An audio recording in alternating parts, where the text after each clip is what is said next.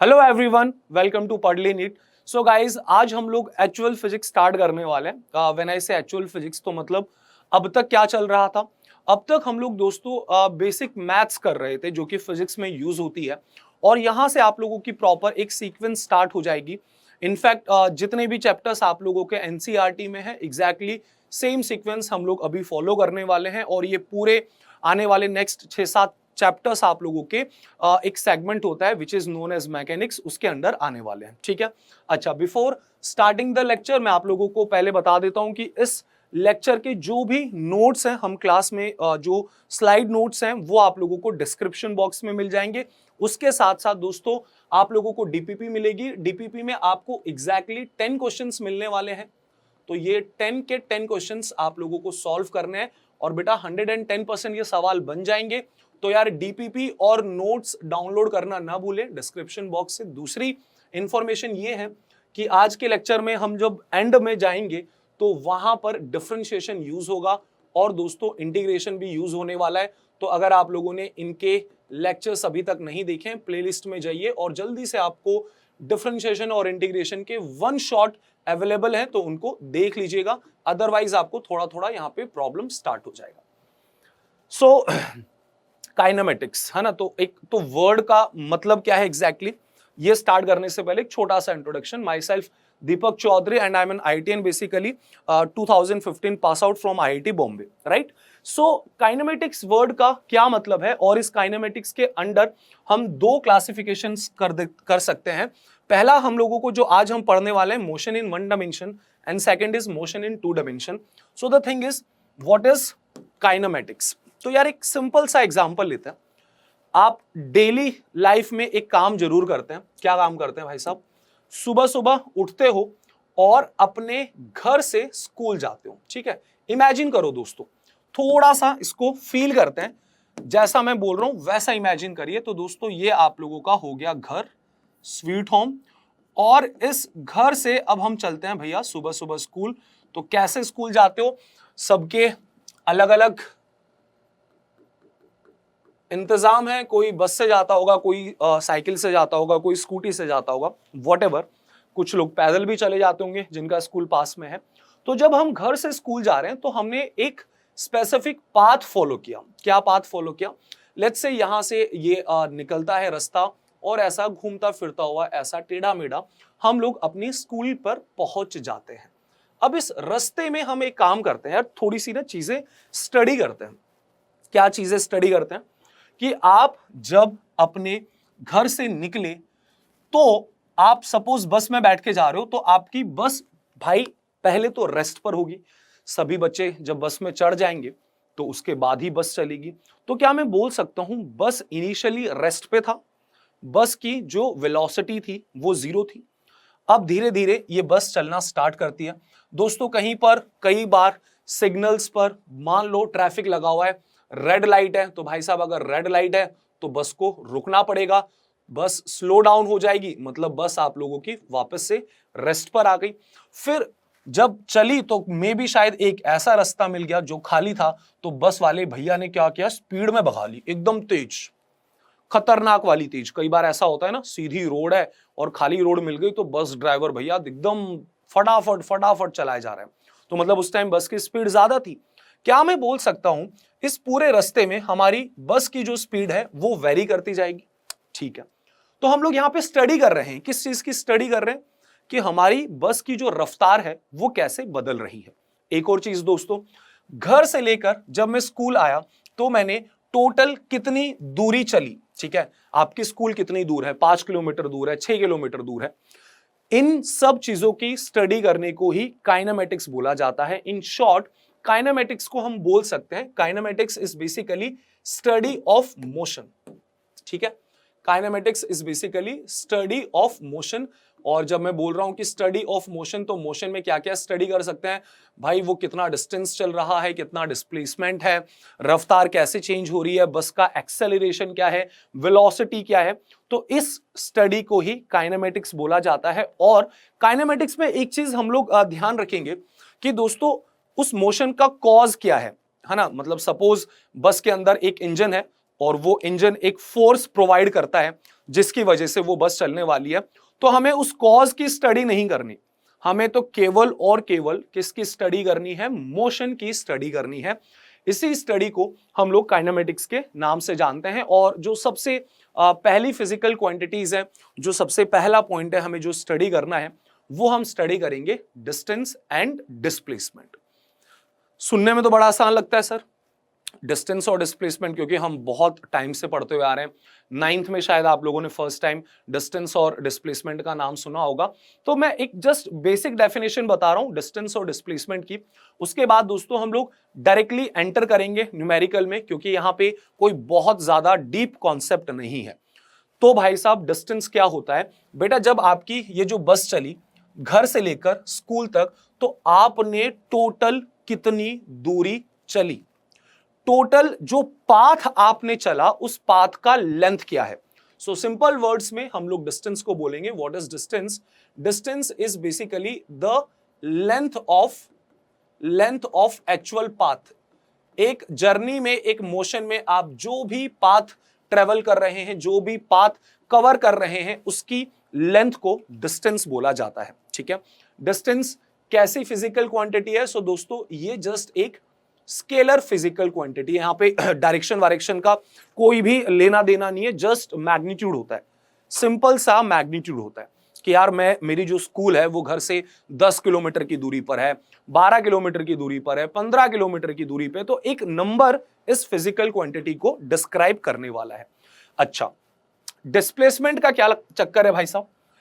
मेरे घर से स्कूल मान लीजिए मुझे कम से कम समय में जाना है, कम से कम समय में जाना है, तो मुझे क्या करना पड़ेगा? मुझे सबसे छोटा रास्ता शॉर्टेस्ट पाथ मुझे अपनाना पड़ेगा। जस्ट इमेजिन करिए कि काश ऐसा होता कि आपके घर से स्कूल एक सीधी रोड जाती, एकदम ऐसी सीधी रोड, एकदम सीधे बच्चों, एकदम सीधे। तो ये जो शॉर्टेस्ट पाथ होता है इसे बोला जाता है displacement. The shortest path is known as what? This is known as displacement. Second चीज, अब मुझे बताना पड़ेगा, डायरेक्शन बतानी पड़ेगी कि मुझे अगर घर से स्कूल जल्दी से जल्दी पहुंचना है तो उस किस दिशा में मुझे जाना पड़ेगा। तो मुझे इस स्ट्रेट लाइन के अलोंग मूव करना पड़ेगा। दैट मीन्स यहां पे डायरेक्शन इंडिकेट करनी पड़ेगी डिस्क्राइब करने के लिए। So that is the reason guys, आपका जो डिस्प्लेसमेंट होता है ये कैसी फिजिकल क्वांटिटी है? This is a vector physical quantity. Clear? चलो अब यार मैं आपको जब बहुत सारे न्यूमेरिकल्स करवाऊंगा तो डिस्टेंस तो बड़ी आसानी से निकल जाएगा। डिस्प्लेसमेंट के लिए बस आपको मेरी एक बात याद रखनी है, आपको जब भी डिस्प्लेसमेंट निकालना हो तो दिमाग में बस एक ही पॉइंट आना चाहिए कि आपका जो इनिशियल पॉइंट है जहां से आपने जर्नी स्टार्ट करी उसको बेटा एक स्ट्रेट लाइन के जरिए सीधा सीधा जोड़ दो।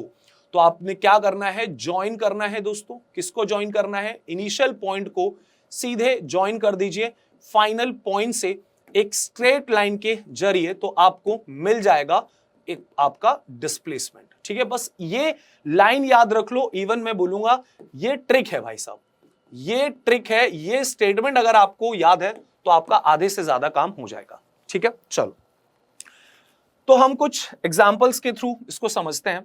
एक सिंपल सा सिचुएशन बच्चों, मान लीजिए मैं यहां से चलता हूं, ये मेरा इनिशियल पॉइंट है and the name of point is a. अब मैं ए से चलकर सीधा सीधा बी पर आ गया और ये मुझे दिया हुआ है कि जो डिस्टेंस मैंने चला this is total 10 metre, 10 metre की दूरी हमें ए से बी के बीच की दी गई है। फिर बी पर जाके मैंने क्या किया? बी पर जाके बेटा मैंने टर्न ले लिया, मैं वापस से आने लग गया और फाइनली मैं यहां पर सी पर आ गया और बी से लेकर सी तक की जो दूरी मैंने ट्रेवल करी वो मुझे दी गई है 3 मीटर। अब मुझसे पूछा कि सिचुएशन में निकालिए, क्या चीज निकालिए कि टोटल डिस्टेंस कितना है और टोटल डिस्प्लेसमेंट कितना है।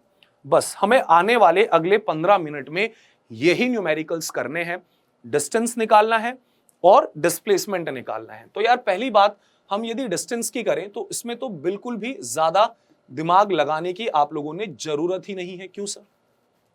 आप ए से लेकर बी आए तो कितना चले? 10 मीटर, 10 मीटर की दूरी यहां ट्रेवल करी, बी से वापस आप सी पर गए तो 3 मीटर की दूरी और ट्रेवल करी, तो क्या मैं बोल सकता हूं टोटल जो मेरा पाथ है उसका लेंथ कितना होना चाहिए, दैट शुड बी 13 मीटर। 10 + 3 13। अच्छा जी, डिस्प्लेसमेंट की अगर बात करते हैं तो वो निकालना भी यहां पर आसान है, सिंपल सा क्वेश्चन है। आपको बस केवल और केवल एक चीज याद रखनी है, डिस्प्लेसमेंट निकालना है। So guys, this is the initial point जहां से आप अपनी जर्नी स्टार्ट करने वाले हैं, और यहां से स्टार्ट करके आप फाइनली यहां पे रुक जाएंगे। सो this is the final point. Initial को फाइनल से सीधा जोड़ दो तो ये आप लोगों का डिस्प्लेसमेंट हो जाएगा। तो यार इसकी अगर मैं मैग्नीट्यूड डिस्कस करना चाहता हूं तो मैग्नीट्यूड आप लोग कितना बोलेंगे, यहां से लेकर यहां तक ए से बीच की दूरी 10 मीटर है, 10 में से इतना सब्ट्रैक्ट कर दीजिए 3, तो बचेगा कितना, 7 मीटर। सो कैन आई से डिस्प्लेसमेंट इज 7 मीटर। चूंकि डिस्प्लेसमेंट एक वेक्टर क्वांटिटी है तो कायदे से हमें उसका डायरेक्शन भी मेंशन करना चाहिए। तो मैं यहां पे डिस्प्लेसमेंट को ऐसे भी लिख सकता हूं, एस वेक्टर से इज इक्वल टू कितना, मैग्नीट्यूड 7। क्या मैं डायरेक्शन आई कैप लिख दूं दोस्तों? क्यों लिखा मैंने आई कैप? याद करिए, वेक्टर्स में आपको पढ़ाया है, I cap is basically unit vector, जो कि किस चीज के लिए यूज होता है, to indicate the direction. So this is how we can find the distance and displacement in this case. मुझे नहीं लगता कि इस क्वेश्चन में बहुत ज्यादा कुछ आप लोगों को सीखने को मिला होगा, एक बेसिक क्वेश्चन है, लेकिन यहां से हमारा एक अंडरस्टैंडिंग डेवलप हो गया। अब हम धीरे धीरे क्वेश्चंस का लेवल बढ़ाते हैं। अगली सिचुएशन सिमिलर है, एक पॉइंट से चलेंगे, ए से आएंगे हम लोग पहले बी, और बी से बेटा फिर आना है सी, और आप लोगों ने सारी चीजें दी हुई हैं। बी से सी का जो डिस्टेंस है this is given as 3 metre, और वहीं से अगर मैं बात करूं ए से लेकर बी की दूरी, तो ये आप लोगों को 4 मीटर दी हुई है। निकालना क्या है, दो चीजें निकालनी है कि डिस्टेंस कितना होगा इस प्रोसेस में और डिस्प्लेसमेंट कितना होगा। चलिए, पहली बात, डिस्टेंस तो सीधा सीधा आप लोगों को दिख ही गया, टोटल 7 मीटर लिख दिया जाए। कैसे, 4 इस तरफ आए भाई साहब और 3 ऊपर चले गए, तो 4 और 3 टोटल मिलकर 7 हो गया। वहीं पर मैं आप लोगों से डिस्प्लेसमेंट यदि पूछता हूं कि सर डिस्प्लेसमेंट कितना होगा, तो दिमाग में कोई भी फालतू की चीज लानी नहीं है, बस एक सिंपल सी चीज, इनिशियल पॉइंट को ज्वाइन कर दीजिए। किससे ज्वाइन कर दीजिए, फाइनल से। तो ये आप लोगों का डिस्प्लेसमेंट कहलाएगा। सीधा सीधा दिख रहा है बेटा 90 डिग्री, एक आपको राइट एंगल ट्राइंगल में ये आप लोगों का हाइपोटेन्यूस हो गया, उसके अपोजिट वाला, और हाइपोटेन्यूस किसके इक्वल होता है, परपेंडिकुलर का स्क्वायर, दैट इज 3 का स्क्वायर, प्लस बेस जो कि नीचे 4 दिया हुआ है, सो दैट इज 4 का स्क्वायर, अंडर रूट ले लीजिए, सिंप्लीफाई करेंगे तो आप लोगों को कितना मिलेगा, 5 मीटर। तो गाइज यहाँ पे डिस्टेंस आपको टोटल 7 मीटर मिला, और डिस्प्लेसमेंट आप लोगों को यहां पर 5 मीटर मिला। अच्छा, एक और चीज आपने नोटिस की, पिछले वाले एग्जाम्पल में हम अगर कंपेयर करते हैं, किसको कंपेयर करते हैं, डिस्टेंस को और डिस्प्लेसमेंट को, तो कहना है से मेरा जो डिस्टेंस है वो कंपैरेटिवली ज्यादा है, किसकी तुलना में, डिस्प्लेसमेंट की तुलना में। डिस्टेंस 13 था, डिस्प्लेसमेंट 7 था, और यहां पर भी सेम बात वैलिड है। अगर हम कंपैरिजन करते हैं तो आपका डिस्टेंस ज्यादा है, किससे ज्यादा है दोस्तों, डिस्प्लेसमेंट से ज्यादा है इन दो एग्जांपल्स में। ठीक है, और होना भी चाहिए, क्योंकि हमारे डिस्प्लेसमेंट की यही तो खासियत है। डिस्प्लेसमेंट क्या चीज है, द शॉर्टेस्ट पाथ, सबसे छोटा। चलो भाई साहब, और इसमें अगर हम वैरायटी करें, थोड़ा सा लेवल अगर बढ़ा सकते हैं, तो इस टाइप के क्वेश्चंस आप लोगों से पूछे जाएंगे। मान लीजिए यार आप पॉइंट ए से चलते हैं, और थोड़ा सा इस बार देखिए क्वेश्चन अलग है तो कंसंट्रेट करिएगा, और फाइनली आप सी पर पहुंच जाओगे, और इंफॉर्मेशन आप लोगों को गाइस सारी दी हुई है। ए से बी जाने में लेट्स से आपने 10 मीटर ट्रेवल किया, तो बी से लेकर सी तक जाने की भी जो दूरी है वो भी 10 मीटर ही दी है। अच्छा जी, और बीच में ये जो एंगल है, this angle is also given to us that this angle is 120 degree.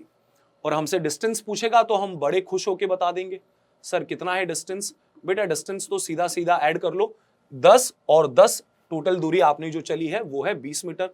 लेकिन अब डिस्प्लेसमेंट पूछा जाए तो क्या करें, पहला थॉट तो वही आएगा, कुछ ज्यादा नहीं सोचना है सर, इनिशियल पॉइंट को ज्वाइन कर देना है फाइनल पॉइंट से। तो ये आप लोगों का जो स्ट्रेट लाइन है, दिस इज द डिस्प्लेसमेंट। अब यहां दिक्कत क्या आती है कि सर हम निकाले कैसे इसको, क्यों भाई, पिछली बार तो सर निकालना आसान इसलिए था क्योंकि एक राइट एंगल ट्राइंगल फॉर्म हो रहा था और हमने वहां पे पाइथागोरस थ्योरम यूज करी, that is hypotenuse is equal to under root of perpendicular square plus base square. But the problem is that कि यहां पे राइट एंगल ट्राइंगल नहीं है, और यदि राइट एंगल ट्राइंगल नहीं है तो जाहिर सी बात है पाइथागोरस थ्योरम तो यहां पे यूज होगा नहीं। तो आप लोगों को एक छोटी सी चीज मैं याद दिलवाना चाहूंगा, वैसे बताई थी आपको काफी डिटेल में बेसिक मैथ्स वाले लेक्चर में। इसे बोला जाता है दोस्तों कोसाइन रूल। इमेजिन करिए आपके पास एक ट्राइंगल है, so this is point A, point B, point C. इसे एंगल ए बोलेंगे, this is angle B, this is angle C. The side opposite to angle A is represented by small A. Similarly side opposite to angle B will be represented by small b and side opposite to angle c will be represented by small c। ठीक है, cosine rule क्या बोलता है? Cosine rule एक simple सी चीज बोलता है, suppose मुझे साइड ए पता करनी है तो मैं साइड ए क्या बोलूंगा, that A square is equal to बाकी की जो दो साइड्स हैं that is B square plus C square minus 2 times of B C into cos लेना है। किसका कॉस लेना है? जो साइड आप निकाल रहे हैं उसके अपोजिट वाले एंगल का, सो दैट इज कॉस ए। इस प्रकार आप एक रिलेशन याद रख सकते हैं कि एक ट्राइंगल की तीनों साइड्स के बीच में ये रिलेशन हमेशा होल्ड करता है and it is known as cosine rule.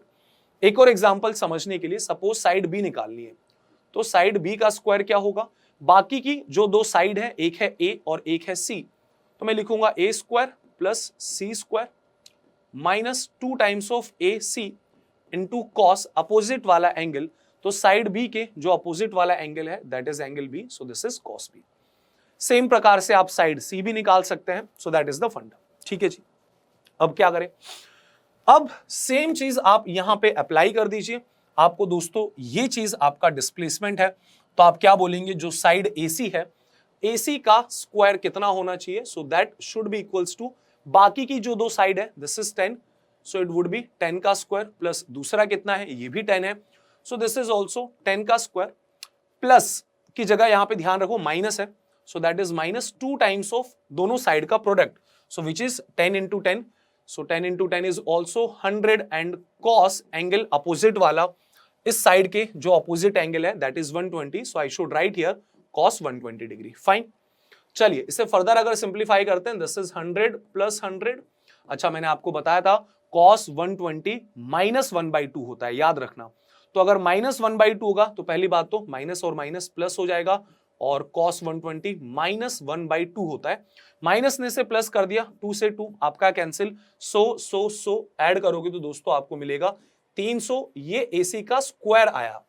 अच्छा जी, अंडर रूट लेना ना भूलें, अगर आप इसका अंडर रूट लेते हैं तो AC कितना मिलेगा? That is under root of 300, 100 को अलग कर लो, सो दिस इज 10√3। गाइज ये आप लोगों का डिस्प्लेसमेंट होगा।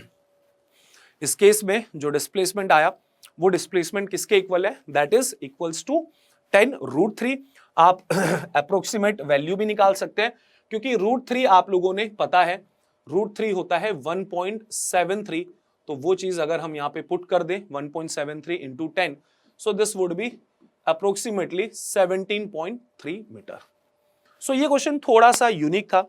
यहाँ पे यूनिकनेस ये थी कि पूछा तो सिंपली डिस्टेंस डिस्प्लेसमेंट था, लेकिन साथ में आपका ये भी चेक कर लिया कि बेसिक मैथ्स आती है या नहीं, कोसाइन रूल पता है या नहीं। नीट में ऐसे क्वेश्चंस अराइज होते हैं।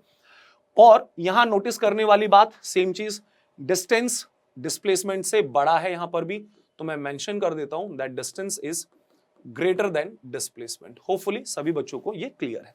ठीक है, चलिए अब हम थोड़े से डिफरेंट टाइप ऑफ क्वेश्चंस में जाते हैं। अब तक तो हम सीधे सीधे चल रहे थे, पिछला वाला क्वेश्चन देख लो या उसके पिछले वाले क्वेश्चंस में आप देखेंगे तो पहले ऐसे गए फिर ऐसे गए, है ना। इससे पिछले वाले में पहले एक्स डायरेक्शन में चले, वाई डायरेक्शन में चले। Now suppose consider a situation जिसमें हम क्या करेंगे, एक सर्कुलर पाथ के अलोंग मूव करेंगे एंड वन बाय वन इसे डिस्कस करते हैं। ये हमारा बेटा हमेशा इनिशियल पॉइंट होगा, यहां से हम स्टार्ट करेंगे, दिस इज इनिशियल पॉइंट। और फर्स्ट केस में मान लीजिए मैं घूमकर फाइनली यहां पर आ गया, तो ये मैंने कितना घूम लिया, तो बेटा एग्जैक्टली 90 डिग्री हम लोग मूव कर चुके हैं इस सर्कल के रिस्पेक्ट में देखेंगे। So we have moved 90 degree. ठीक है जी, पूछा क्या है? पूछा एकदम सेम चीज है आपसे, एकदम सेम चीज पूछी है। डिस्टेंस पता करना है, डिस्प्लेसमेंट पता करना है, सर्कल का रेडियस दे दिया गया है, दैट इज आर। ठीक है, चलो निकालते हैं। डिस्टेंस कैसे निकाले? डिस्टेंस तो आप बड़े आसानी से निकाल सकते हो भाई। यहां से यहां जा रही हो तो मुझे एक बात बताओ कि ये जो टोटल सर्किल होता है इसका लेंथ कितना होता है दोस्तों? पैरामीटर और यू कैन से जो भी इसका बाउंड्री है, so this is total 2 pi R. हाँ जी, अगर मैं पूरा सर्किल चलता तो मैं 2 पाई आर चलता, मैं पूरा नहीं चला हूं, मैं तो सर्किल का केवल 1/4 पार्ट चला हूं, 1/4 हिस्सा है ये। इस सर्किल को ऐसे इक्वल 4 हिस्सों में डिवाइड कर सकते हो, तो हम टोटल का 1/4 चले हैं, तो डिवाइडेड बाई 4 कर दीजिए। सिंप्लीफाई करने पर गाइस आपको क्या मिलेगा? This would be pi R divided by 2। Simple ही था। चलो, रही बात डिस्प्लेसमेंट की, तो वो जो सिंपल सा स्टेटमेंट था वो लगा दीजिए। डिस्प्लेसमेंट निकालना है मतलब इनिशियल पॉइंट को मुझे ज्वाइन करना पड़ेगा किससे? फाइनल पॉइंट से। तो ये आप लोगों का डिस्प्लेसमेंट होगा। हाइपोटेनस दिख रहा होगा 90 डिग्री के अपोजिट, तो सीधा सीधा पाइथागोरस थ्योरम लगा देंगे, अंडर रूट ऑफ परपेंडिकुलर और बेस, तो ये दूरी भी r है और ये दूरी भी r है। So this would be r का स्क्वायर प्लस r का स्क्वायर। सिंप्लीफाई करने पर what we will get? That would be √2r। Simple था।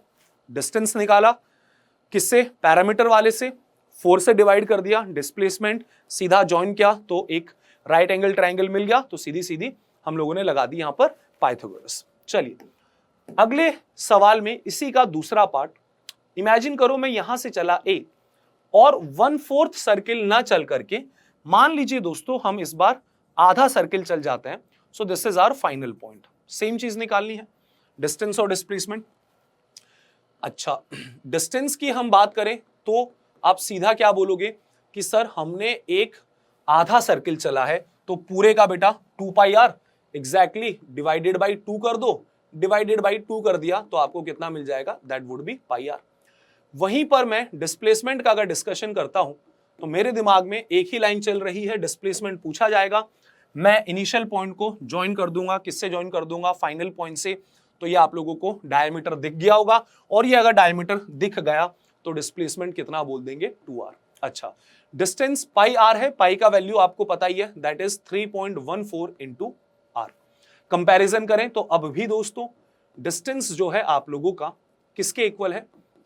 किससे बड़ा है? डिस्प्लेसमेंट से बड़ा है। ये चीज अभी भी यहां पर वैलिड है। चलिए एक और इसमें हम लोग वैरायटी लेकर आते हैं। सपोज आप इस बार एक काम करो, यहां से आप स्टार्ट करो इनिशियल पॉइंट से और पूरा सर्किल घूम जाओ, यहां से फिर ऐसा, फिर ऐसा, फिर ऐसा, और फाइनली भी मैं वहीं पर आके रुक जाता हूं।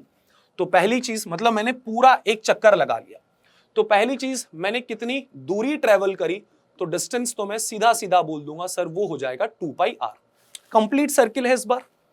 डिस्प्लेसमेंट की अगर बात की जाए दोस्तों, तो डिस्प्लेसमेंट आपको देखते ही 0 बोल देना है। द रीजन इज, आप खुद सोचिए, अगर आप एक क्लोज्ड पाथ में मूव कर रहे हैं तो आपका इनिशियल पॉइंट भी यही है। ठीक है, हमारे दिमाग में तो एक लाइन है सर इनिशियल को फाइनल से जोड़ना है, लेकिन फाइनल पॉइंट भी यही है, तो भाई ये तो कोई बात ही नहीं हुई, ये तो वहीं पर रुक गया, तो कुछ भी लेंथ नहीं आएगी, तो डिस्प्लेसमेंट कितना होगा? 0।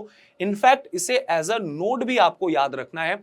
सपोज आप किसी पॉइंट से स्टार्ट करते हैं, इनिशियल पॉइंट, और बेटा आप कोई भी कैसे भी चलो पर लेकिन घूम फिर के वहीं पर अगर आ जाओगे तो आपका डिस्प्लेसमेंट हमेशा 0 होगा। If there is a closed path, closed path मतलब इनिशियल और फाइनल पॉइंट सेम है, then always displacement would be 0। पहले भी पता था, जस्ट एक बार आप लोगों को मैंने रिमाइंड करवा दिया। क्लियर? ठीक है। इसमें अगर थोड़ी सी आप लोगों को और वैरायटी मिल सकती है तो वो ये मिल सकती है, let's say will start from this point, this is point ए, और फाइनली मैं इस पॉइंट पर आ जाता हूं, let's say this is point B.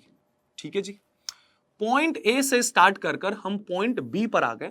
हम लोगों को दोस्तों ये एंगल भी दे दिया गया, suppose this angle is 60 degree, this angle is 60 degree, और हमसे सेम चीज पूछ ली कि भाई साहब बताओ डिस्टेंस कितना होगा, डिस्प्लेसमेंट कितना होगा। तो यार कैसे करेंगे इसको सॉल्व? पहले तो हम डिस्टेंस की ही बात कर लेते हैं। डिस्टेंस आप कैसे निकालेंगे? यार डिस्टेंस आप यूनिटरी मेथड से निकाल लो या लेंथ ऑफ आर्क भी बोल सकते हो। यूनिटरी मेथड से अगर हम देखें तो क्या हम ऐसा बोल सकते हैं कि सर अगर टोटल सर्किल है, कंप्लीट सर्किल है, that means 360 degree. Total circle अगर मैं चलता हूं सो दैट इज 360 डिग्री। तो टोटल सर्किल का जो लंबाई मिलती है वो मुझे 2 पाई आर मिलती है 360 डिग्री घूमने पर। तो 1 डिग्री घूमने पर कितना मिलेगा बॉस? तो यूनिटरी मेथड बोलता है कि 1 डिग्री घूमोगे तो 360 से डिवाइड कर दो, so that would be 2 pi R divided by 360। अच्छा, 1 डिग्री घूमने पर इतना लंबाई आपको मिलेगा, तो 60 डिग्री पर कितना मिलेगा? जो भी 1 डिग्री पर था उसको मल्टीप्लाई कर देंगे। किससे मल्टीप्लाई कर देंगे? 60 से। 60 कैंसिल करेगा 360 को, 6 बचेगा, so this would be 2 pi R divided by 6। Further 2 6 को कैंसिल करेगा तो हमें मिल जाएगा this is pi R by 3। तो क्या मैं ये बात बोल सकता हूं कि मेरा जो डिस्टेंस हुआ वो कितना हुआ? पाई आर बाई 3 हुआ। दूसरा मुद्दा उठता है कि यार डिस्प्लेसमेंट भी पता होना चाहिए। चलिए डिस्प्लेसमेंट इस बार बहुत ही प्यार से निकल जाएगा, बताता हूं क्यों। दिमाग में वही लाइन इनिशियल पॉइंट को ज्वाइन कर दिया जाए फाइनल से, तो ये एक स्ट्रेट लाइन हो गई।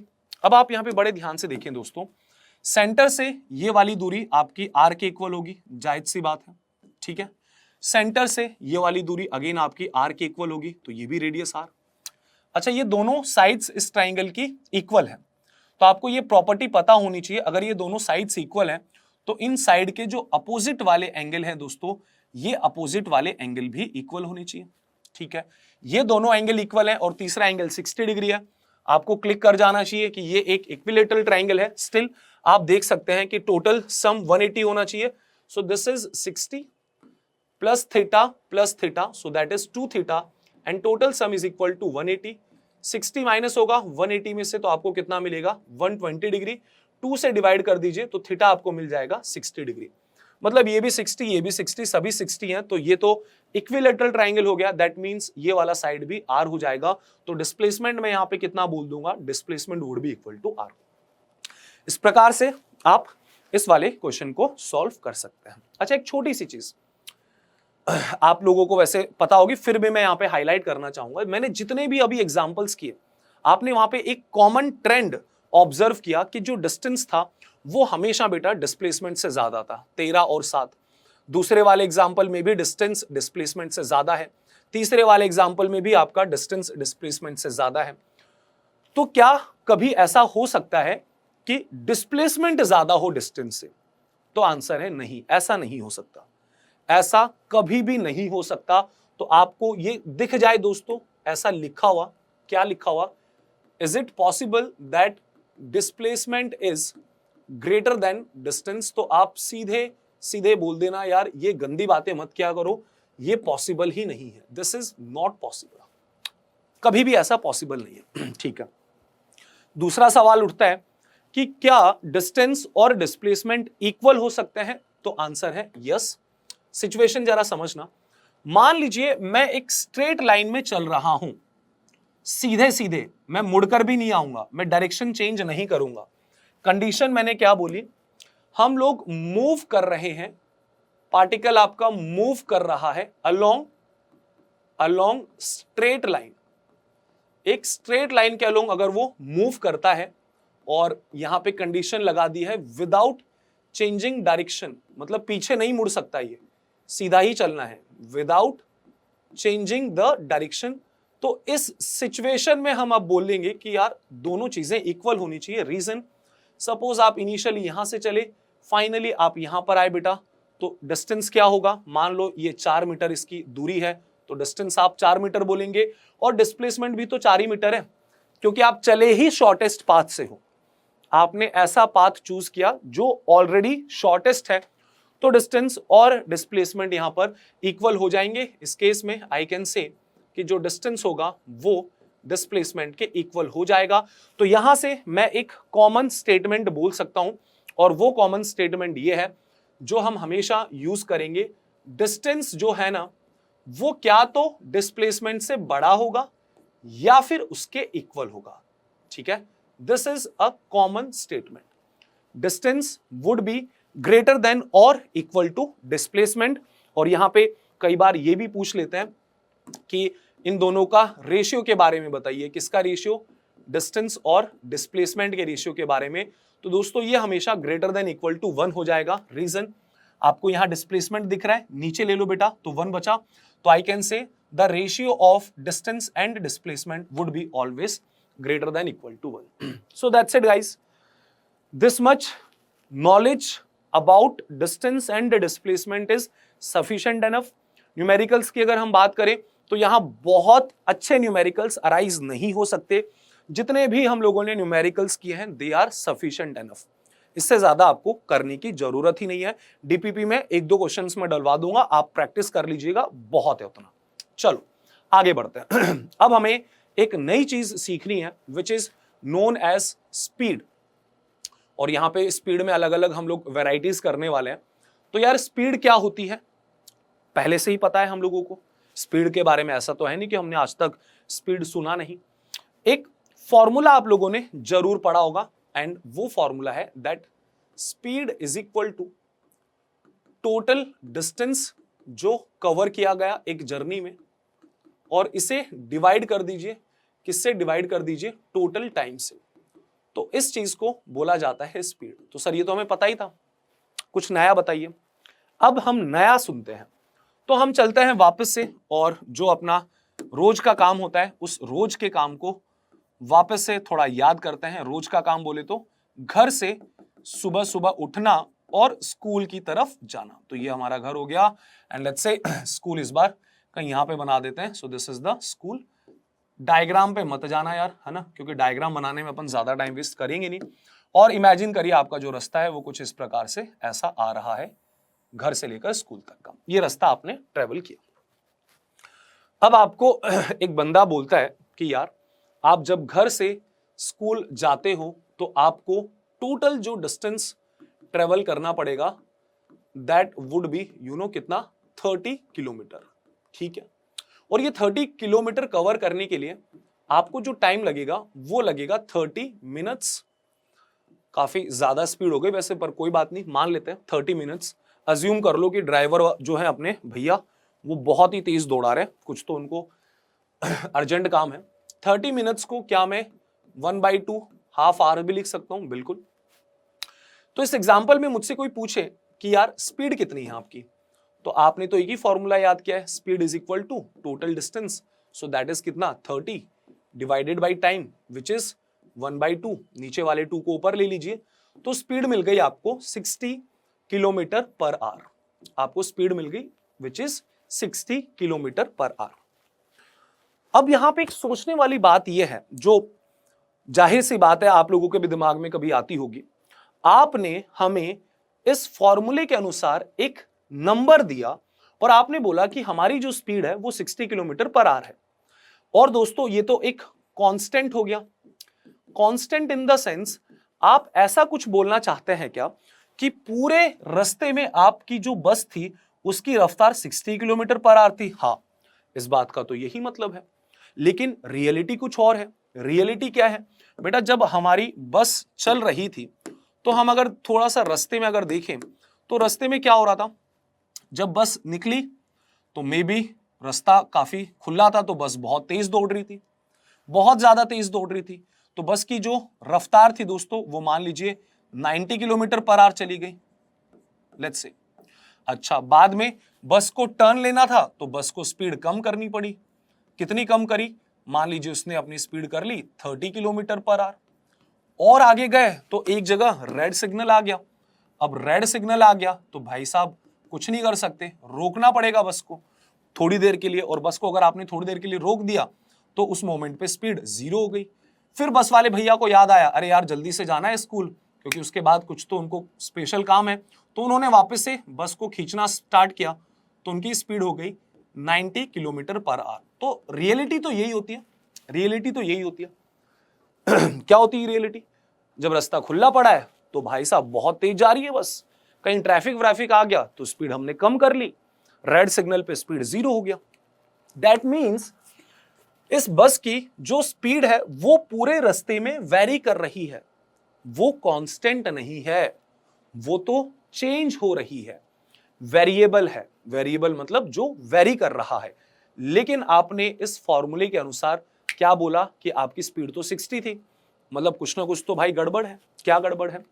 गड़बड़ यह है दोस्तों, जो फॉर्मूला हम आज तक पढ़ते हुए आ रहे थे, आज तक पढ़ते हुए आ रहे थे, वो स्पीड जो थी वो एक्चुअल में एवरेज स्पीड थी। कौन सी स्पीड थी? एवरेज स्पीड थी। तो हमें सबसे पहले तो ये चीज समझनी है गाइस कि दो टाइप की स्पीड होती है जो हमें समझनी है 11th में। First is average speed and the second one is known as instantaneous speed. Second one is known as instantaneous speed. तो ये एवरेज स्पीड और इंस्टेंटेनियस स्पीड का क्या लफड़ा है इसको हम एक और एग्जांपल से समझ सकते हैं। लेट्स से हमारा एक यूनिट टेस्ट हुआ, और बाय द वे आप लोगों का होने वाला भी होगा, तो भाई साहब फर्स्ट यूनिट टेस्ट एकदम फोड़ देना, यही सारी चीजें पूछी जाएंगी।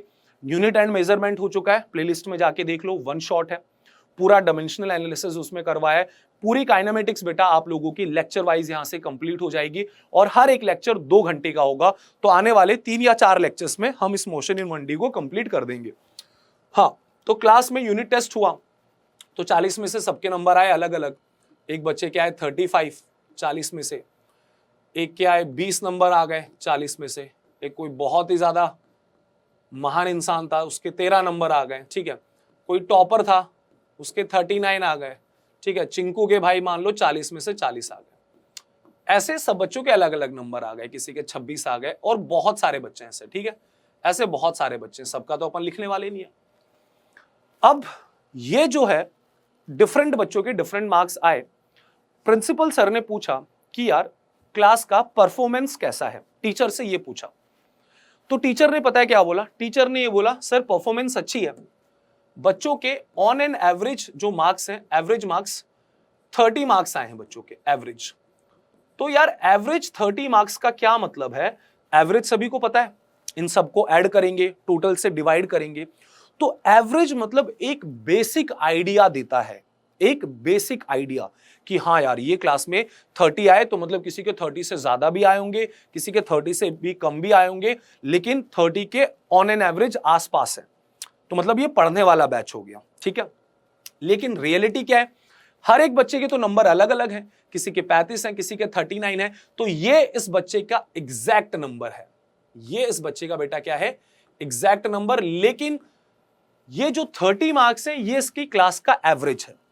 उसी प्रकार हम देखें तो हमारे रास्ते में बच्चों अलग अलग टाइम पर, अलग अलग मोमेंट पर, अलग अलग इंस्टेंट पर, इंस्टेंट का तो यही तो मतलब होता है एक मोमेंट, एक पर्टिकुलर टाइम, तो अलग अलग इंस्टेंट पर, अलग अलग मोमेंट पर स्पीड चेंज हो रही थी, 90, 30, 0, 90। तो बेटा अगर हम किसी पर्टिकुलर इंस्टेंट की बात करें, मैं पूछ लूं कि बस की वेलोसिटी क्या थी जब रेड सिग्नल था, बस की वेलोसिटी या स्पीड क्या थी जब रेड सिग्नल था, तो आप आंसर बोलोगे 0। मतलब आपने उसकी इंस्टेंटेनियस स्पीड बताई। आपने उसकी कौन सी स्पीड बताई गाइस? इंस्टेंटेनियस, एक पर्टिकुलर मोमेंट पर, एक पर्टिकुलर इंस्टेंट पर। और वहीं पर मैं बोलता हूं कि यार पूरे रास्ते की स्पीड कितनी थी, है ना? तो पूरे रास्ते की मैं बोल रहा हूं तो जाहिर सी बात है चेंज हुई होगी।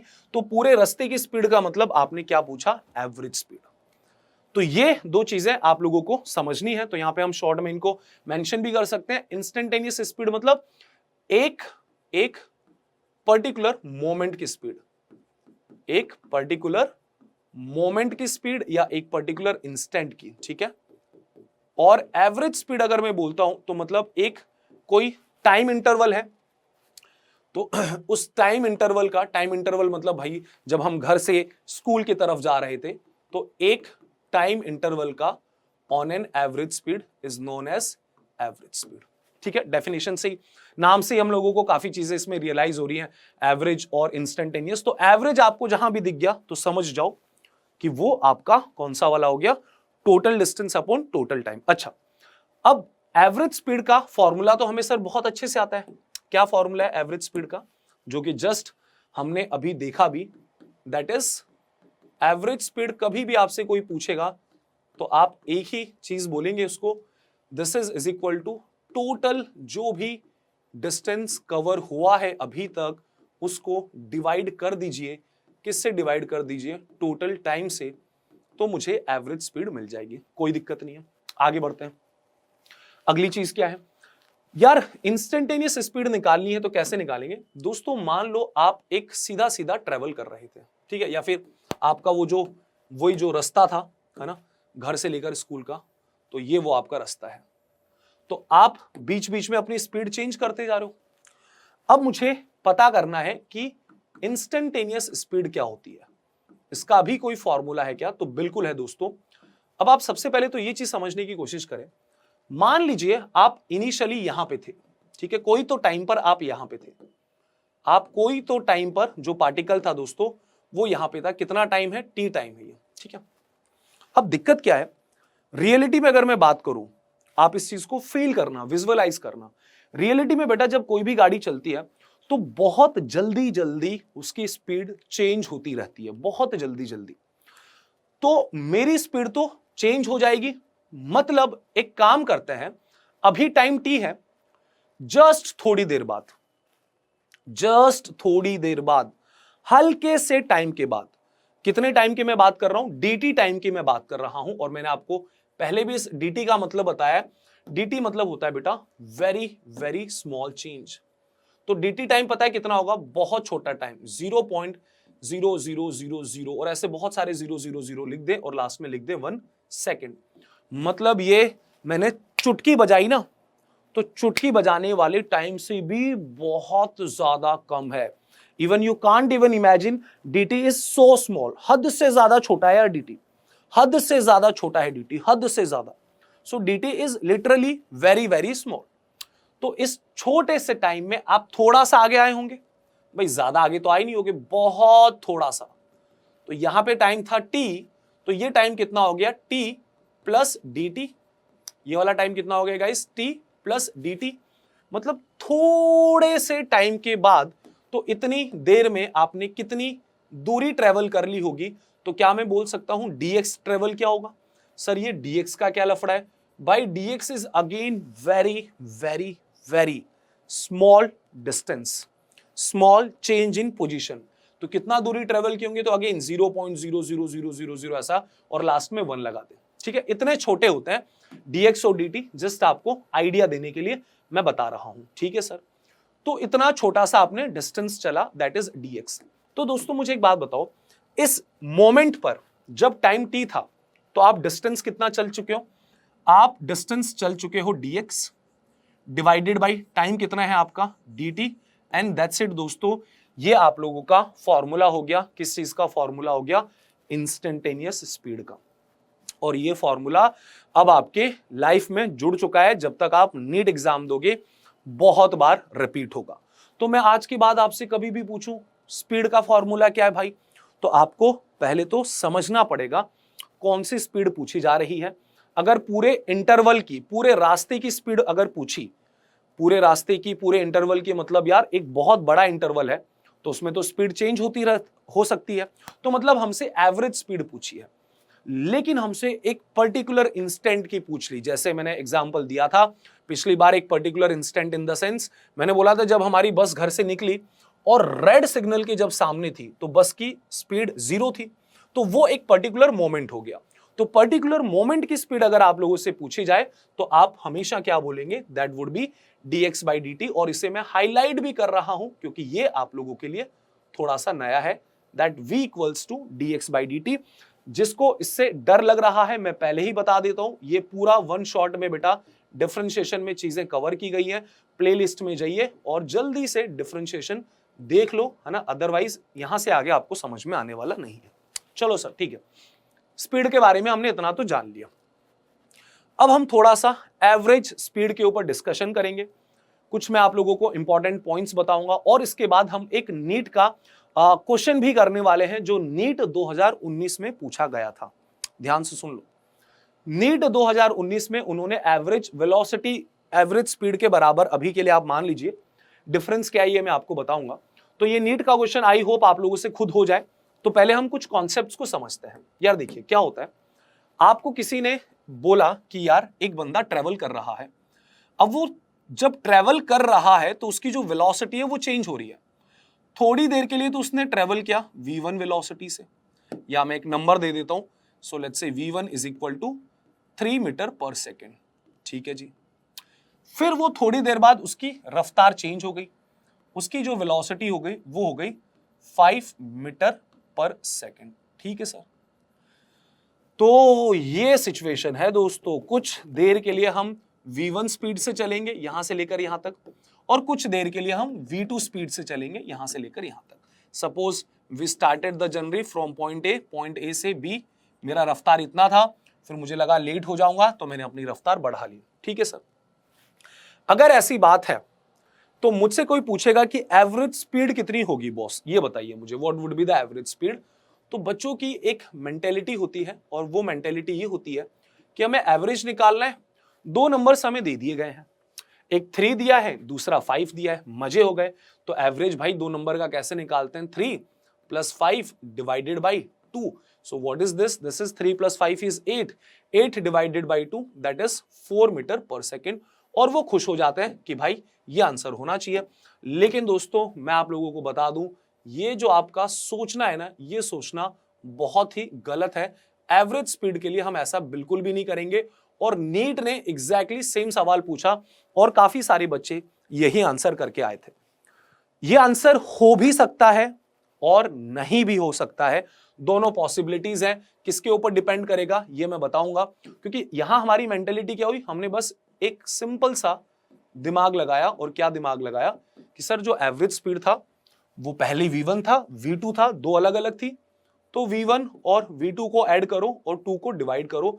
तो मुद्दा ये है कि क्या ये सही है या गलत है ना। तो अब हम इस चीज को समझेंगे बड़े ध्यान से। दो केस मैं यहां पे बताता हूं। केस 1 को हम लोग यहां पे नाम देंगे, जो वेलोसिटीज थी ये for equal interval of time थी।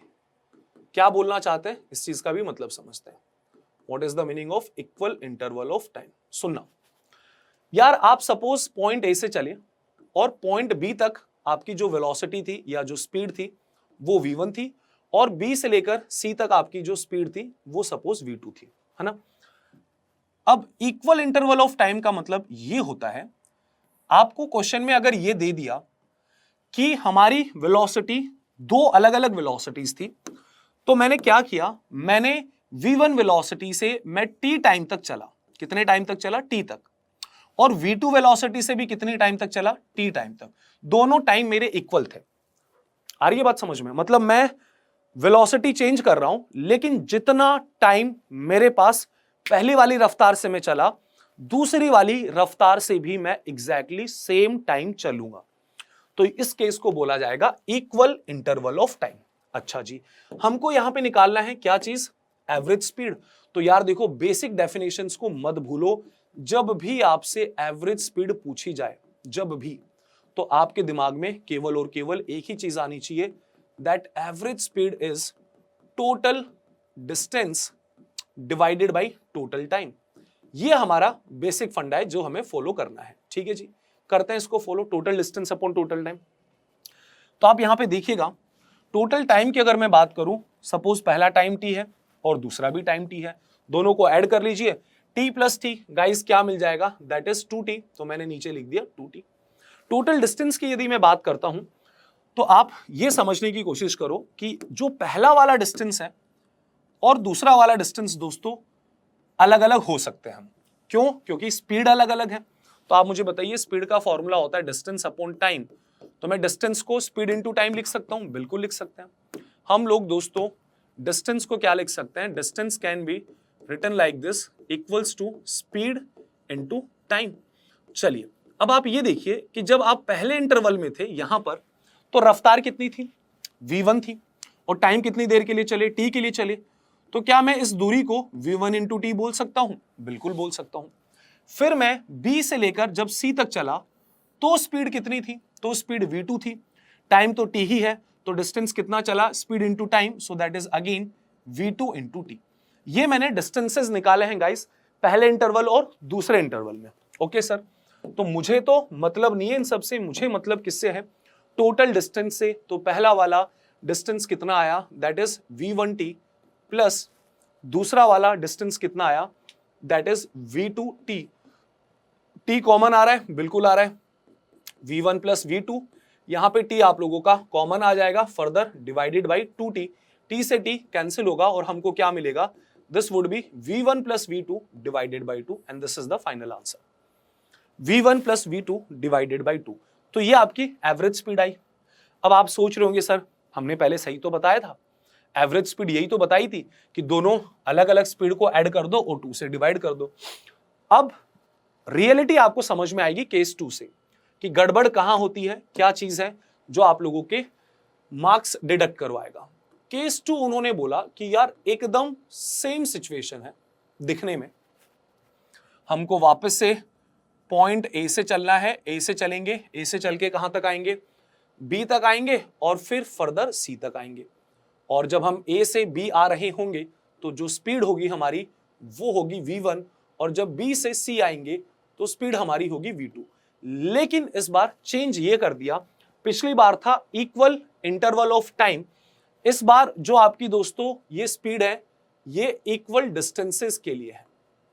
इक्वल डिस्टेंसेस के लिए मतलब बताता हूं यार, वो इस बार ऐसा बोलना चाहता है कि मैंने क्या किया, कुछ डिस्टेंस में v1 की रफ्तार से चला तो वो डिस्टेंस d बोल देते हैं, उस डिस्टेंस को d बोल देते हैं, फिर अगला भी d डिस्टेंस में v2 की रफ्तार से चला, ठीक है। इस बार टाइम इक्वल ना बोल करके उन्होंने डिस्टेंस इक्वल बोल दिया।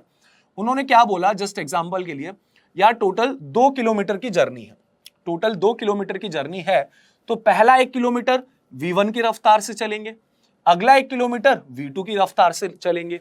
तो बताइए एवरेज स्पीड क्या होगी।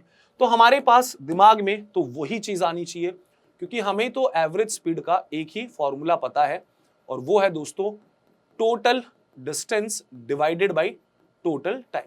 चलिए टोटल डिस्टेंस अगर मैं यहां पे लिखता हूं तो क्लियरली मुझे दिखाई दे रहा है, पहला वाला डिस्टेंस हमने d बोला और दूसरा वाला भी d बोला, तो d प्लस d बेटा कितना हो जाएगा, दैट इज 2d। दूसरी चीज टोटल टाइम की अगर हम बात करें, सो टाइम को हम कैसे लिख सकते हैं, स्पीड होता है आप लोगों का डिस्टेंस डिवाइडेड बाय टाइम, तो टाइम क्या मिलेगा बेटा, यहां से टाइम को मैं लिख सकता हूं is equal to distance divided by speed. तो यार आप इस बात को समझने की कोशिश करो कि इस बार बेसिकली हुआ क्या है, इस बार आपका डिस्टेंस इक्वल है पर स्पीड तो अलग अलग है, तो टाइम भी अलग अलग लगा होगा। तो पहले कितना टाइम लगा, फर्स्ट प्रोसेस में अगर हम देखें how much time is consumed, तो टाइम को मैं लिखूंगा डिस्टेंस अपॉन स्पीड, डिस्टेंस है d और स्पीड है v1, तो ये अपना पहला वाला टाइम आ गया d डिवाइडेड बाई v1। बाद में कितना टाइम लगा, तो बाद वाला टाइम लिख देते हैं दोस्तों, that is again distance is d divided by speed, तो बाद की जो स्पीड है वो है v2, so divided by v2। ये आपने दोनों टाइम लिख दिए, ठीक है। तो नीचे डिनोमिनेटर में हमें डिवाइड मारना है, किससे डिवाइड मारना है, टोटल टाइम से। तो मैं पहला टाइम लिखता हूं, पहला वाला टाइम मेरे पास कितना है, that is d divided by v1 plus दूसरा वाला टाइम है मेरे पास d डिवाइडेड बाई v2। क्या कुछ यहाँ पे कैंसिल हो रहा है, d कॉमन आएगा तो d से d कैंसिल हो जाएगा और आपकी जो average speed I that is 2 divided by 1 upon v1 plus 1 upon v2। चलिए डिनोमिनेटर में एलसीएम लेते हैं तो क्या मिलेगा, एलसीएम ऊपर तो 2 है, इसको अलग रहने दो, v1 और v2 का एलसीएम लेंगे तो आपको v2 इधर आएगा, v1 इधर आएगा, तो न्यूमरेटर में मिलेगा v1 plus v2 divided by नीचे क्या मिला v1 इंटू v2, और फाइनल स्टेप में बेटा नीचे वाले को ऊपर ले लीजिए तो आपको मिलेगा 2 times of v1 v2 divided by v1 plus v2। So this is the average speed in this case, this is the average speed. और दोनों केसेस में आप देखिए आपका आंसर अलग आया। पहले वाले में आपका जो एवरेज स्पीड आया था वो आया था v1 plus v2 divided by 2, और दूसरे वाले में तो एकदम ही अलग दिख रहा है यार। दूसरे वाले में क्या दिखाई दे रहा है, this is 2 times of v1 into v2 divided by v1 plus v2। सो आपको ये चीज समझनी बहुत ज्यादा जरूरी है कि किस केस की बात कर रहा है। उन्होंने अगर इक्वल इंटरवल ऑफ टाइम बोला तो बहुत अच्छा है, तो हमारा ये वाला वैलिड हो जाएगा v1 plus v2 divided by 2 वाला। लेकिन दोस्तों उन्होंने यदि हमें इक्वल डिस्टेंस वाला केस बोला तो गड़बड़ हो जाएगी, तो आपका आंसर ये होगा। आपके सभी बच्चों के कमेंट्स में पढ़ता हूं, तो मुझे इस सवाल का आंसर दीजिएगा जितने जल्दी से जल्दी हो कमेंट बॉक्स में, ठीक है बेटा। नीट 2019 का क्वेश्चन है और 110% अगर आपने अब तक का लेक्चर ध्यान से सुना है, समझा है, तो आपसे ये क्वेश्चन डेफिनेटली सॉल्व हो जाएगा। Clear sir? तो ये हमारा डिस्कशन हुआ एवरेज स्पीड पर। अब हम लोग क्वेश्चन करने वाले हैं इंस्टेंटेनियस स्पीड के ऊपर। यार यहां पे जो क्वेश्चंस होंगे ना थोड़े से डिफरेंट होंगे। कैसे डिफरेंट होंगे बताता हूं मैं आपको। यहां पे अब आपको थोड़ा सा ज्यादा अलर्ट होना है। यार आपको एक इक्वेशन दी गई। क्या इक्वेशन दी गई? आपको बोला कि एक पार्टिकल मूव कर रहा है और अगर पार्टिकल मूव कर रहा है तो उसकी पोजीशन चेंज होगी। तो यहां पे उन्होंने बोला इस इक्वेशन को देखो, x is equal to 3t² plus 2t plus 1। ये इक्वेशन है। यहां पे हर चीज का मतलब आप समझ लीजिए। What is x? x is basically position of particle, x coordinate है उसका वो। x is basically position of particle और t तो बेटा टाइम हो गया। तो ये एक इक्वेशन है। ये इक्वेशन रिलेशन है। किसके बीच का रिलेशन है? This is basically relation between position and time. Relation between position and time. मैं इसको फील भी करवाऊंगा, डोंट वरी। इस चीज को अभी हम फील भी करेंगे। कैसे फील करते हैं देखिए। यार इमेजिन करो कि आपके पास एक कार्टेशियन सिस्टम है। स्टैंडर्ड आपका x axis and y axis, ठीक है जी। अब यहां पर एक इंसान है जो खड़ा है और वो आगे की डायरेक्शन में मूव कर रहा है। वो किस डायरेक्शन में मूव कर रहा है दोस्तों? सीधा सीधा आगे वो चलेगा। तो उसकी पोजीशन चेंज होती जाएगी। इनिशियली सपोज ये इंसान यहां खड़ा है, थोड़ी देर बाद ये और आगे चले जाएगा और आगे चले जाएगा। तो अब इस इक्वेशन से हमें क्या इंफॉर्मेशन पता चलती है देखते हैं। इस इक्वेशन में टाइम को 0 पुट करिए। तो यदि आप लोग टाइम को 0 पुट करते हैं तो आपको x कितना मिलेगा? बेटा टाइम को 0 पुट करोगे, ये भी 0, ये भी 0, बचेगा कितना? 1। तो आपको x इज इक्वल टू 1 मिला। मतलब बता देता हूं क्या है। मतलब ये है जब टाइम 0 था इनिशियली ये बंदा x is equal to 1 coordinate पे खड़ा था। तो टाइम 0 पे, टाइम 0 मतलब जब चीजें आपकी स्टार्ट हो तो ये बंदा यहां पे खड़ा है। दिस कोऑर्डिनेट इज कितना? This coordinate is 1,0। This coordinate is 1,0। Time 0 की बात हो रही है। अच्छा जी, थोड़े टाइम बाद मतलब 1 सेकंड बाद ये बंदा कहां पहुंच जाएगा? टाइम 1। तो इस इक्वेशन में टाइम को 1 डाल दो। टाइम को 1 डालेंगे तो x हमें कितना मिलने वाला है? x is equal to t को 1 पुट करेंगे तो यहां आपको 3 मिलेगा, प्लस फर्दर 2t की जगह भी टाइम को 1 पुट करेंगे, यहां आपको 2 मिलेगा, एंड फाइनली 1 आ गया। तो ये चीज किसके इक्वल हो गई? 6 के इक्वल। दैट मीन्स टाइम 0 पे तो ठीक है भैया, तुम यहां खड़े थे, लेकिन 1 सेकंड बाद तुम कहीं और चले गए। 1 सेकंड बाद अगर हम देखेंगे दोस्तों तो ये जो इंसान यहां खड़ा था ये यहां ना मिलके आपको आगे कहीं मिलेगा और इसके कोऑर्डिनेट्स आपको इस इक्वेशन से मिल गए। कहां पर खड़ा है वो? 6,0 पर। कहां खड़ा है? 6,0। ओके ठीक है। 1 सेकंड बाद और कैलकुलेट करते हैं।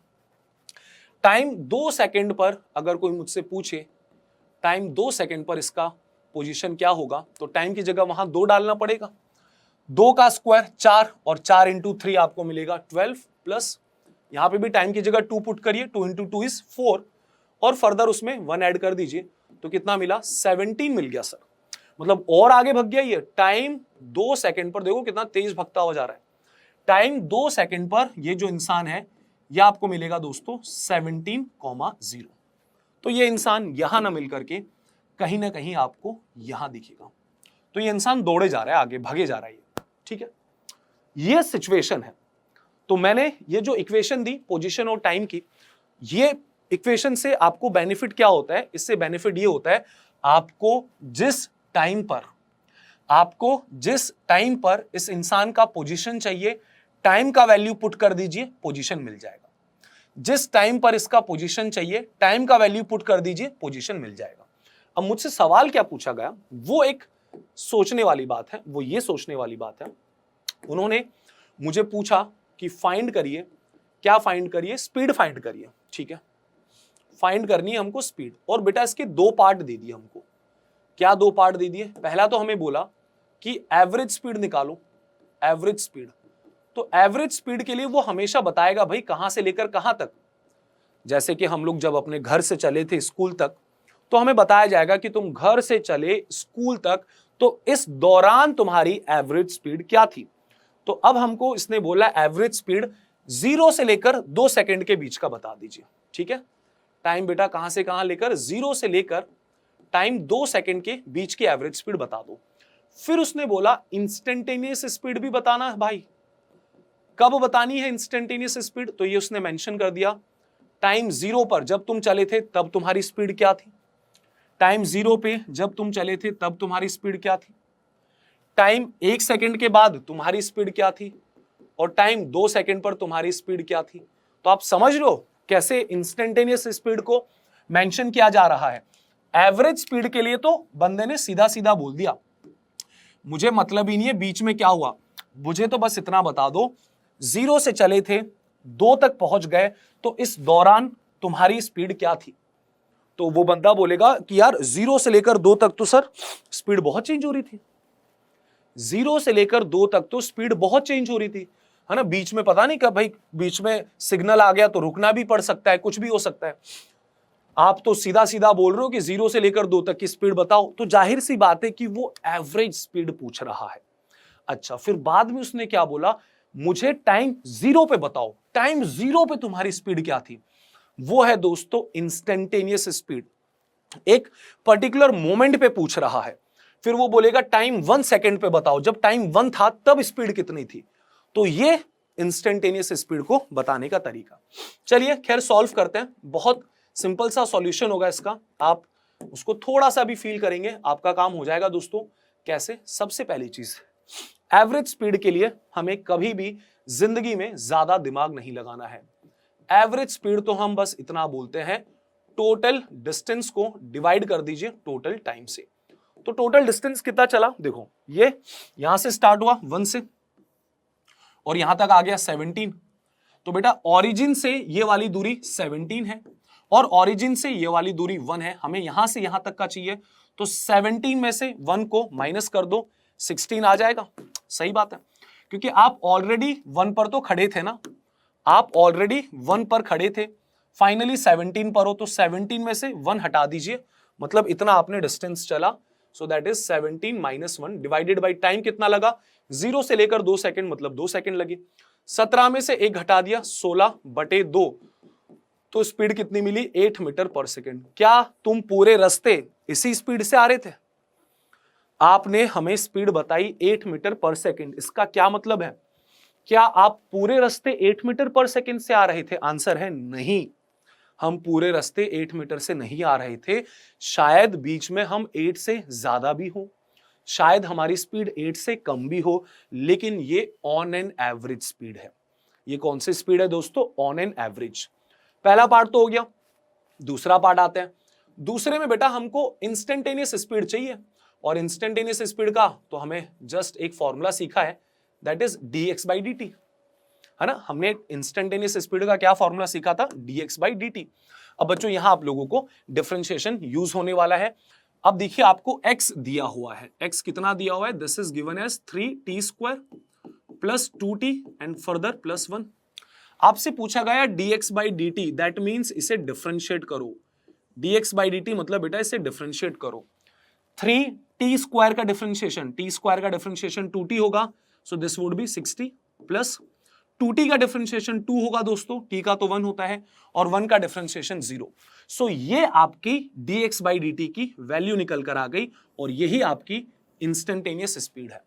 तो हमें यहां से इंस्टेंटेनियस स्पीड पता चल गई, कितनी पता चल गई, सॉल्व करने पर इंस्टेंटेनियस स्पीड जो निकला गाइस, दैट इज 6t + 2। अभी काम खत्म नहीं हुआ, अभी तो काम स्टार्ट हुआ है, कैसे बताता हूं। अब आप मुझे बताइए आपको कौन से टाइम की स्पीड चाहिए, आपको कौन से टाइम पे स्पीड चाहिए। टाइम 0 पे चाहिए सर, हाँ टाइम 0 पे चाहिए। फिर कब चाहिए, टाइम 1 सेकंड पे चाहिए, टाइम 1 पे चाहिए, और फिर टाइम 2 सेकंड पे चाहिए। तो टाइम 0 पे चाहिए तो 0 पुट करो, यहां 0 पुट करिए, तो टाइम को 0 पुट करेंगे तो ये चीज तो 0, तो आपको कितना मिला, 2 मीटर पर सेकंड। टाइम 1 पे चाहिए तो टाइम को 1 पुट करिए यहां, तो 1 पुट करेंगे, 6 + 2 कितना मिलेगा, 8 मीटर पर सेकंड। टाइम 2 पे चाहिए, टाइम को 2 पुट करिए, 6 × 2 12, 12 + 2 दोस्तों कितना मिलेगा, 14 मीटर पर सेकंड। तो ये है रियलिटी। टाइम 0 पर जब आप दौड़ रहे थे तो आपकी रफ्तार कितनी थी, ये थी 2 मीटर पर सेकंड। टाइम 1 सेकंड पर आपकी रफ्तार कितनी हो गई, that was 8 metre per second, और दोस्तों टाइम 2 सेकेंड पर कितनी हो गई, जब आप यहां थे तो आपकी रफ्तार थी 14 मीटर पर सेकेंड। सो ये आपको एक रियलिटी पता चली कि अलग अलग मोमेंट पर, अलग अलग टाइम पर आपकी जो रफ्तार थी, आपकी जो स्पीड थी वो वेरी कर रही थी। एक बार 2 मीटर पर सेकेंड, एक बार 8 मीटर, एक बार 14। हाँ, पर एवरेज स्पीड हमें 8 मिला। तो मैंने आपको बोला था एवरेज 8 है, मतलब 8 हो भी सकती है, 8 से कम भी हो सकती है, 8 से ज्यादा भी हो सकती है। सो इस तरीके से आप लोगों को इंस्टेंटेनियस स्पीड निकालनी होगी। आपको एक एक्सप्रेशन दिया जाएगा, उस एक्सप्रेशन को आप लोगों ने सॉल्व करना है। सॉल्व करेंगे, आपके पास रिजल्ट आ जाएगा। ठीक है, चलो। और सर इसके ऊपर किस टाइप के क्वेश्चंस अराइज हो सकते हैं जो नीट में पूछे गए? यहां पर लेट्स से एक सिचुएशन कंसिडर करते हैं।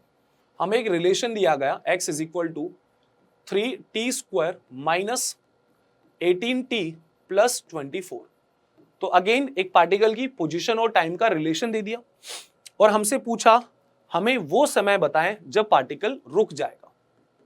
फाइंड द टाइम, कौन सा टाइम बताना है जी? Find the time when particle comes to rest. When particle comes to rest, हमें वो समय बताना है जिस समय पार्टिकल रुक जाएगा। जैसे हमने जो वाला एग्जांपल लिया था हमारा, जब हम घर से निकले थे स्कूल की तरफ, तो बेटा कौन से टाइम पर आप रुक गए थे? आपको यह पता है जब रेड सिग्नल थे, जब रेड सिग्नल आया था तब रुक गए थे। तो जब रुक गए थे तो घड़ी को देखना था, घड़ी में कितना समय हो रहा था, वो टाइम हमसे पूछा। जब तुम रुक गए रास्ते में तो बाबू समय क्या हो रहा था ये बताओ। अब ये कैसे निकलेगा सर? उस टाइम तो हमने घड़ी में देखा नहीं, कोई बात नहीं, घड़ी में नहीं देखा। अब समझिएगा इस टाइप के क्वेश्चंस में क्या करना है, बहुत सिंपल है। आप सबसे पहली बात तो ये समझिए कि यहां पे जो डिस्कशन हो रहा है वो एक इंस्टेंटेनियस स्पीड का हो रहा है। क्यों? क्योंकि उन्होंने एक पर्टिकुलर टाइम पूछा, वो टाइम पूछा जब आप रुक गए थे। तो मतलब आपको इंस्टेंटेनियस स्पीड निकालनी पड़ेगी। तो इंस्टेंटेनियस स्पीड क्या होगा, इसको डिफरेंशिएट कर दीजिए, that is dx by dt। Yes sir, differentiate करेंगे दोस्तों तो ये चीज किसके इक्वल आएगी? 3t स्क्वायर है तो इसका डिफरेंशिएशन आपको क्या मिलेगा? 60 माइनस यहां पर है 18t, तो t का डिफरेंशिएशन 1 हो गया। ये आपकी इंस्टेंटेनियस स्पीड है। अब हमें तो वो समय चाहिए जब वो रेस्ट पर आ जाए। रेस्ट पर आ जाए मतलब बेटा उस मोमेंट पे उसका इंस्टेंटेनियस स्पीड कितना होगा? 0। तो ये जो भी आपकी इंस्टेंटेनियस स्पीड निकली इसको 0 के इक्वेट कर दो गाइस, तो आपको मिलेगा 60 इक्वल्स टू 18। 6 कैंसिल करेगा तो जो समय आया वो आया time is equal to 3 second. मतलब 3 सेकेंड पर आप रुक जाओगे। कितना टाइम आया दोस्तों? टाइम आप लोगों का जो आया दैट इज 3 सेकेंड। आप जो रुकने वाले हो वो कितने पर रुकने वाले हो? 3 सेकेंड पर रुकने वाले हो। होपफुली, उम्मीद करता हूं सभी बच्चों को ये क्वेश्चन समझ में आया होगा। बहुत ज्यादा इसमें एसएच रॉकेट साइंस नहीं था, नॉर्मल स्टेप से भी अगर हम इसे सॉल्व करेंगे तो हमारा आंसर आ जाएगा। क्लियर? डन है। चलिए, ये क्वेश्चन अगर आप लोगों को क्लियर, तो अब हम थोड़े से और इसमें वैरायटी बढ़ाते हैं। अब एक करते हैं शानदार वाला सवाल। ठीक है, यहां पे लगभग बच्चे अटक जाते हैं। तो मतलब लिटरली ये बहुत प्यारा सवाल है ना। शानदार बोल दो इसको या प्यारा बोल दो, एक ही बात है। शानदार सवाल दोस्तों ये है कि आप लोगों ने एक इक्वेशन दी गई और देखना यहां पे अक्सर बच्चे अटक जाते हैं। क्या इक्वेशन दी गई? आपको इक्वेशन दी गई कि मान लीजिए x जो है that is equals to minus t square plus 2t plus 1। ये इक्वेशन दी गई, ठीक है जी। और आपसे एवरेज स्पीड पूछी गई, आपसे बोला गया कि फाइंड करो एवरेज स्पीड। और ये लाइफ में हमेशा याद रखना, जब भी एवरेज स्पीड पूछी जाएगी तो एक इंटरवल बताया जाएगा। कब से कब? तो फ्रॉम टाइम 0 से लेकर टाइम 2 सेकेंड, टाइम 4 सेकेंड की बताओ। 0 से लेकर 4 सेकेंड तक का हमें बताइए कि आपका एवरेज स्पीड क्या था। अब कैसे सॉल्व करेंगे? देखिए बच्चे क्या करते हैं, यहां पे जो मैंने आपको पहले सिखाया, देखिए पहले सेम क्वेश्चन हम कर चुके हैं। पहले हम लोग सेम क्वेश्चन दोस्तों कर चुके हैं। हमने कैसे निकाली थी एवरेज स्पीड? तो आप लोगों ने एक एक्सप्रेशन दिया था।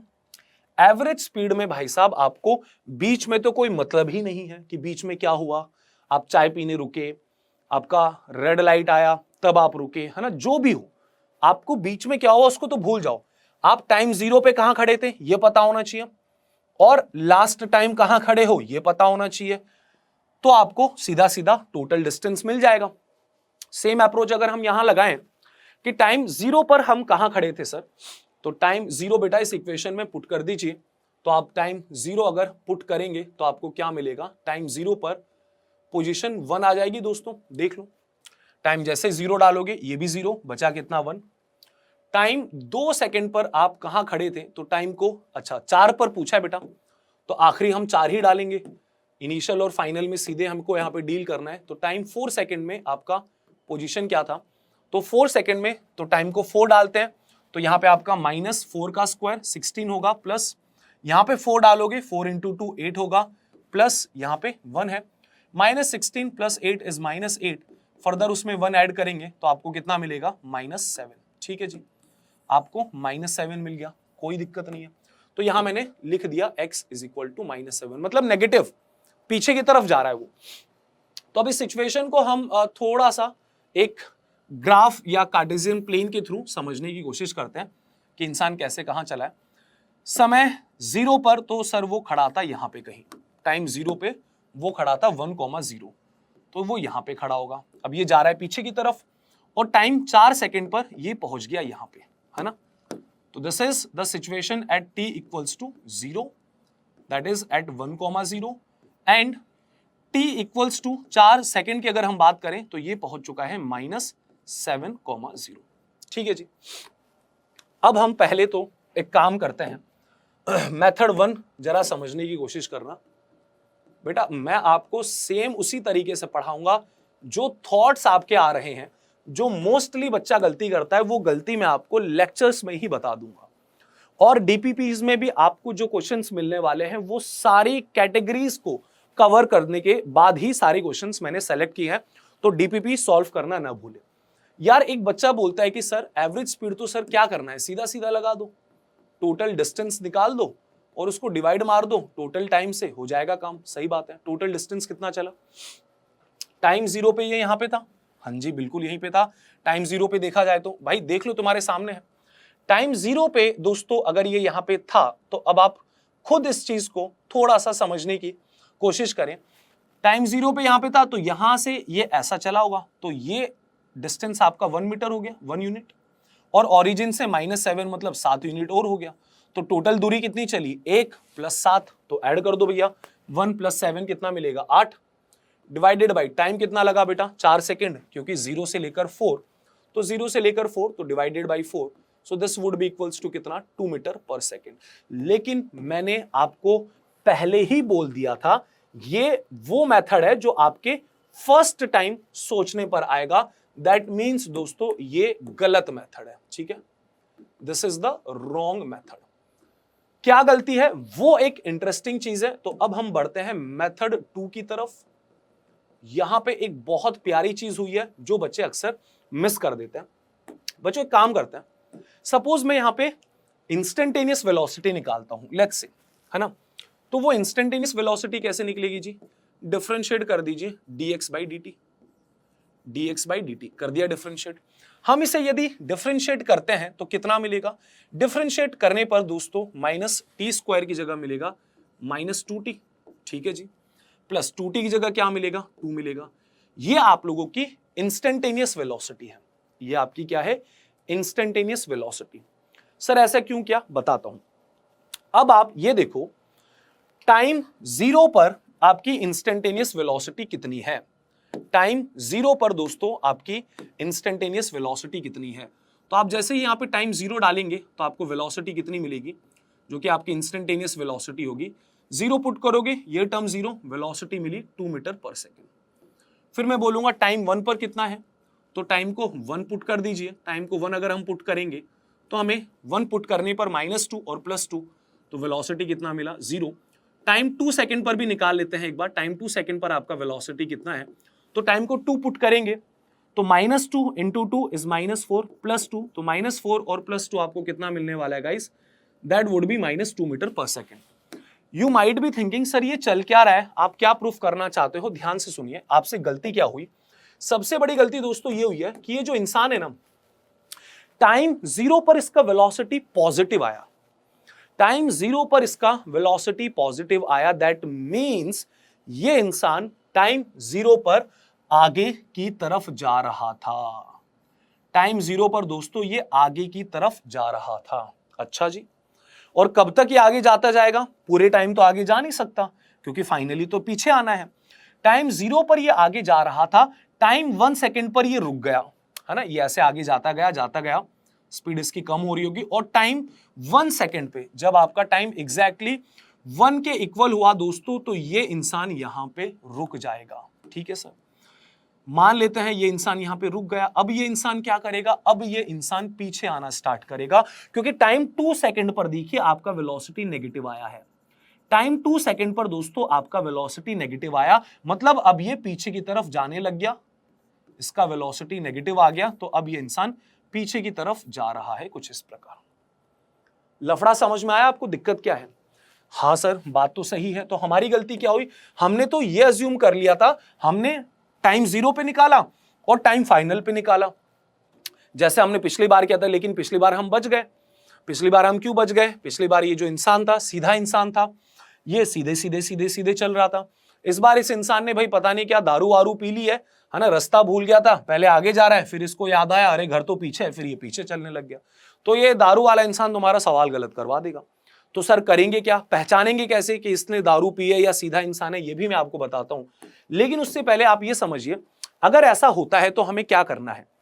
ऐसा होने से दोस्तों हमारा टोटल डिस्टेंस चेंज हो गया। कैसे?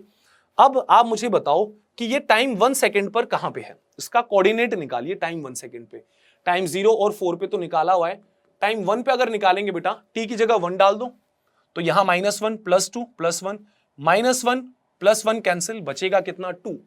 तो इसका एक्स कोऑर्डिनेट 2 आ जाएगा। तो टाइम 1 पे ये जो था, ये था 2,0 पर। तो इसने टोटल कितनी दूरी चली देखिएगा, इसने जो टोटल दूरी चली वो अब हम लोग मेजर करते हैं। 0 से लेकर 1 सेकेंड तक, पहले ये वाली दूरी देख लेते हैं। 0 से लेकर 1 सेकेंड तक, तो ये दूरी कितना हो गया बेटा? 1,0 से 2,0, तो 1 यूनिट हो गई, 1 मीटर मान ले। फिर ये 2 से वापस 1 आएगा, ठीक है, और ओरिजिन तक आ गया मान लो। 2 से लेकर जब ये ओरिजिन तक आएगा तो कितना दूरी हो गया? 2 मीटर हो जाएगा भाई, 2 यूनिट हो गई। फिर ये ओरिजिन से लेकर -7 तक चला गया, तो कितनी दूरी हो जाएगी? 7 मीटर हो जाएगी। भैया कोऑर्डिनेट -7 है ना, तो टोटल डिस्टेंस जो था वो कितना था? 1 + 2 + 7, 7 और 1 8 और 2 10। तो हम लोग यहां पे क्या बोलने वाले हैं? हम लोग यहां पे बोलने वाले हैं जो हमारा एवरेज स्पीड है, टोटल डिस्टेंस हमारा 10 हो गया, डिवाइडेड बाई टोटल टाइम तो दोस्तों सेम है, दैट इज 4। सिंप्लीफाई करेंगे तो आपको मिलेगा 2.5 metre per second, and this is your correct answer. ठीक है, अब हम बचे कैसे सर? हम बचे कैसे गलतियों करने से? सबसे पहले तो आपको यह समझना है, अगर ये इंसान मुड़ता है तो आपको क्या करना चाहिए?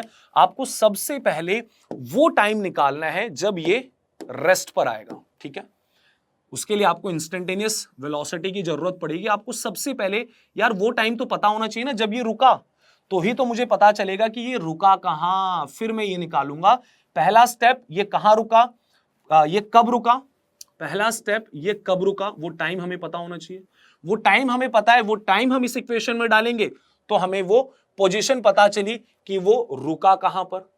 तो फिर मैं एग्जैक्ट पूरा सीन सीख पाऊंगा कि सर वो यहां इतने बजे यहां रुका, इसका पोजीशन ये था, एंड फिर हम लोग आगे का पूरा टोटल डिस्टेंस एंड वो सारी चीजें निकाल लेंगे। पूरा सॉल्यूशन आप लोगों ने देखा, ठीक है, प्रोसीजर को समझा।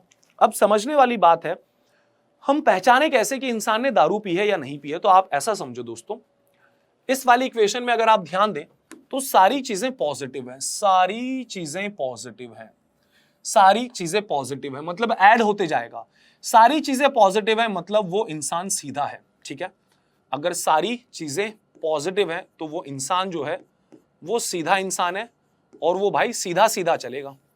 वहीं पर अगर आपका कहीं नेगेटिव आ गया दोस्तों, तो नेगेटिव आ गया मतलब वो रुक सकता है, पीछे आ सकता है, तो यहां पे आपको नेगेटिव दिखते ही समझ जाओ कि ये जो इंसान है ये दारू वाला इंसान है। यहां आपको सावधानी बरतनी है। सावधानी इन द सेंस, अगर सब कुछ पॉजिटिव है ना तो कुछ भी सोचने की जरूरत नहीं है। तो बस बिंदास क्या करने का, टाइम 0 पे पोजीशन निकालो और फाइनल टाइम पे पोजीशन निकालो। दोनों को माइनस कर दिया, डिस्टेंस आ गया, टाइम से डिवाइड कर दिया। लेकिन यहां पे ऐसा पॉसिबल नहीं है। अगर नेगेटिव आ गया तो इनिशियल पोजीशन और फाइनल पोजीशन, इसलिए क्योंकि जरूरी नहीं है ये सीधा सीधा चलाओ, मे बी इसने इस प्रकार से कोई टर्न मारा हो और उससे हमारा पूरा क्वेश्चन चेंज हो जाएगा। क्लियर? तो बस ये चीज का ध्यान रखना है, इससे ऊपर नीट में आप लोगों से नहीं पूछा जाएगा। This is the maximum level. इन सारे लेक्चर्स में दोस्तों मैं पूरा A to Z up to जो भी मैक्सिमम नीट में पूछा जा सकता है वो कवर कर रहे हैं। साथ में मैं KVPY के भी आप लोगों को क्वेश्चन सॉल्व करवाते रहूंगा। चलिए, ये डिस्कशन क्लियर, तो अब बढ़ जाते हैं हम आगे। एवरेज वेलोसिटी के बारे में हम लोगों ने काफी सारी चीजें देखी कि किस प्रकार से हम लोग एवरेज वेलोसिटी निकाल सकते हैं, और इंस्टेंटेनियस वेलोसिटी का हम लोगों ने रिलेशन देखा। अब हमें जो अगली टर्म पढ़नी है वो पढ़ना है एक्सेलरेशन। और मैं आप लोगों को अभी बता देता हूं कि बेटा ये जो एक्सेलरेशन है ये थोड़ा सा मतलब कंपैरेटिवली डिफरेंट है। और आपको अगर ऐसा लगता है कि सर ये तो हमें आता है, तो ऐसा गलत है। आपको इसमें काफी सारी चीजें अभी सीखनी है। अच्छा, इससे पहले एवरेज स्पीड और एवरेज वेलोसिटी, यहां पे थोड़ा सा डिफरेंस देख लेते हैं। मैंने जस्ट आप लोगों को एवरेज स्पीड तो बता दी है। एवरेज स्पीड क्या होती है? एवरेज स्पीड होती है बेटा आपकी टोटल डिस्टेंस। टोटल डिस्टेंस को आप डिवाइड कर दीजिए किससे? टोटल टाइम से। लेकिन अगर वो बात करें किस चीज की? एवरेज वेलोसिटी की, तो बस आपने इतना याद रखना है कि जो एवरेज वेलोसिटी होता है उसमें डिस्टेंस की जगह हम लोग डिस्प्लेसमेंट लेते हैं। So this is equals to displacement divided by time. बस ये हल्का सा एक डिफरेंस है। और दूसरी बात आपको ये भी पता होनी चाहिए, एवरेज स्पीड किस तरीके की फिजिकल क्वांटिटी है? This is a scalar physical quantity. And वहीं पर एवरेज वेलोसिटी का अगर हम डिस्कशन करते हैं दोस्तों, तो ये एक वेक्टर फिजिकल क्वांटिटी होती है। क्योंकि आपको दिख गया होगा वहां डिस्प्लेसमेंट आ रहा है, तो डिस्प्लेसमेंट आने की वजह से will call it as a vector physical quantity. ठीक है, चलो अब आगे बढ़ते हैं। नेक्स्ट हमें डिस्कशन करना है एक्सेलरेशन का। तो यार एक्सेलरेशन मैं आपको इसलिए इतना ज्यादा यहां पर इंपॉर्टेंस दे रहा हूं क्योंकि हमें एक्सेलरेशन की डेफिनेशन तो याद होती है, लेकिन नीड में डेफिनेशन से काम नहीं चलता। हमको एक्चुअल में पूरा फील करना पड़ेगा कि एक्सेलरेशन है क्या चीज। ऑल्दो एक्सेलरेशन एक बहुत बड़ा मुद्दा है, जब हम थोड़े आगे के चैप्टर्स पढ़ेंगे सर्कुलर मोशन, तो हम वहां पे देखेंगे कि अलग टाइप के एक्सेलरेशंस भी होते हैं। अभी हम एक नॉर्मल अगर एक्सेलरेशन की बात करें तो जो डेफिनेशन आप लोगों ने अभी तक पढ़ी है वो ये पढ़ी है, सिंपल लाइन में अगर मैं लिख दूं, that is rate of change of velocity. Rate of change of velocity, ये तो यार हर किताबों में मिल जाएगा। अब इसको हम थोड़ा सा क्या करते हैं ना, विजुअलाइज करते हैं, इस चीज को हम लोग फील करते हैं कि ऐसा बोलने का मतलब क्या होता है। देखना दोस्तों, पहली चीज यार, मान लीजिए यहां पे एक इंसान है और ये इंसान की जो वेलोसिटी है वो है 10 मीटर पर सेकेंड। इसका नाम भी दे देते हैं, ए पार्टिकल है। और दूसरी तरफ एक और इंसान है, इसका वेलोसिटी बी नाम है और इसका भी वेलोसिटी है 10 मीटर पर सेकेंड। ठीक है, ठीक है जी। अब एक सेकंड के बाद मैंने देखा कि जो ए है वो यहां पे कहीं आ गया और इसकी स्पीड बढ़ गई दोस्तों। इसकी जो स्पीड हो गई वो हो गई अभी 15 मीटर पर सेकेंड। और वहीं पर बी को थोड़ी ज्यादा जल्दी थी, तो बी आपका यहां पे कहीं आ गया और बी की जो रफ्तार हो गई वो हो गई 20 मीटर पर सेकेंड। ठीक है, तो यहां पे हो क्या रहा है, पहले वाले केस में एक सेकंड के अंदर है ना, ये सारी चीजें एक सेकंड में हुई है। ये टाइम 0 की बात है, इसके लिए भी ये टाइम 0 था, ये टाइम 1 सेकंड, ए के लिए भी 1 सेकंड लिया भाई साहब, और बी के लिए भी हमने 1 ही सेकंड कंसिडर किया है। तो सबसे पहली चीज, ए की अगर मैं बात करता हूं, ए के लिए 1 सेकंड में उसका वेलोसिटी कितने से चेंज हो गया, तो आप बोलेंगे सर 1 सेकंड में उसका जो वेलोसिटी चेंज हुआ है, पहले 10 था बाद में 15 हो गया, तो 5 मीटर पर सेकंड से बदलाव आया। तो बच्चों इसका एक्सेलरेशन बोला जाएगा 5 मीटर पर सेकंड स्क्वायर। मींस एक्सेलरेशन का मतलब 1 सेकंड में आपकी वेलोसिटी के अंदर कितना चेंज आया। सिंपल सा, 1 सेकंड के अंदर आपकी वेलोसिटी में जो बदलाव आता है, जो चेंज आता है, उसे एक्सेलरेशन बोला जाता है। दूसरे केस में हम अगर बी के लिए बात करते हैं तो बी के लिए हम लोग क्या बोलेंगे भाई साहब? बी के लिए हम बोलेंगे, पहले 10 था और फिर 20 हो गया, तो क्या मैं बोल सकता हूं दोस्तों 1 सेकंड में इसकी वेलोसिटी में कितना चेंज आ गया बेटा? 10 का चेंज आ गया। और यदि 10 का चेंज आ गया तो इसका जो एक्सेलरेशन बोला जाएगा वो बोला जाएगा 10 मीटर पर सेकंड स्क्वायर। तो हम इसे फील कुछ इस प्रकार करेंगे। देखिए, आपने सभी ने एक्टिवा तो जरूर चलाई होगी कभी ना कभी लाइफ में। तो एक्टिवा जब चलाते हैं तो साइड में स्पीड बढ़ाने के लिए एक एक्सेलरेटर होता है। जिस एक्सेलरेटर को अगर आप ऐसे एकदम तेज घुमा दो तो भाई वो बहुत तेज दौड़ती है। तो वहां पे अगर आप उस एक्सेलरेटर को थोड़ा सा अगर ट्विस्ट करते हैं, थोड़ा सा घुमाते हैं, तो स्कूटी धीरे से स्पीड पकड़ती है। वहीं पर अगर आपने उसको एकदम तेज घुमा दिया तो स्कूटी जाइन जैसे एकदम निकल जाएगी, बहुत तेज निकल जाएगी। तो मतलब एक्सेलरेशन ज्यादा है, इसका मतलब वेलोसिटी का चेंज होने का जो रफ्तार है वो ज्यादा है। वेलोसिटी जल्दी जल्दी चेंज हो रही है।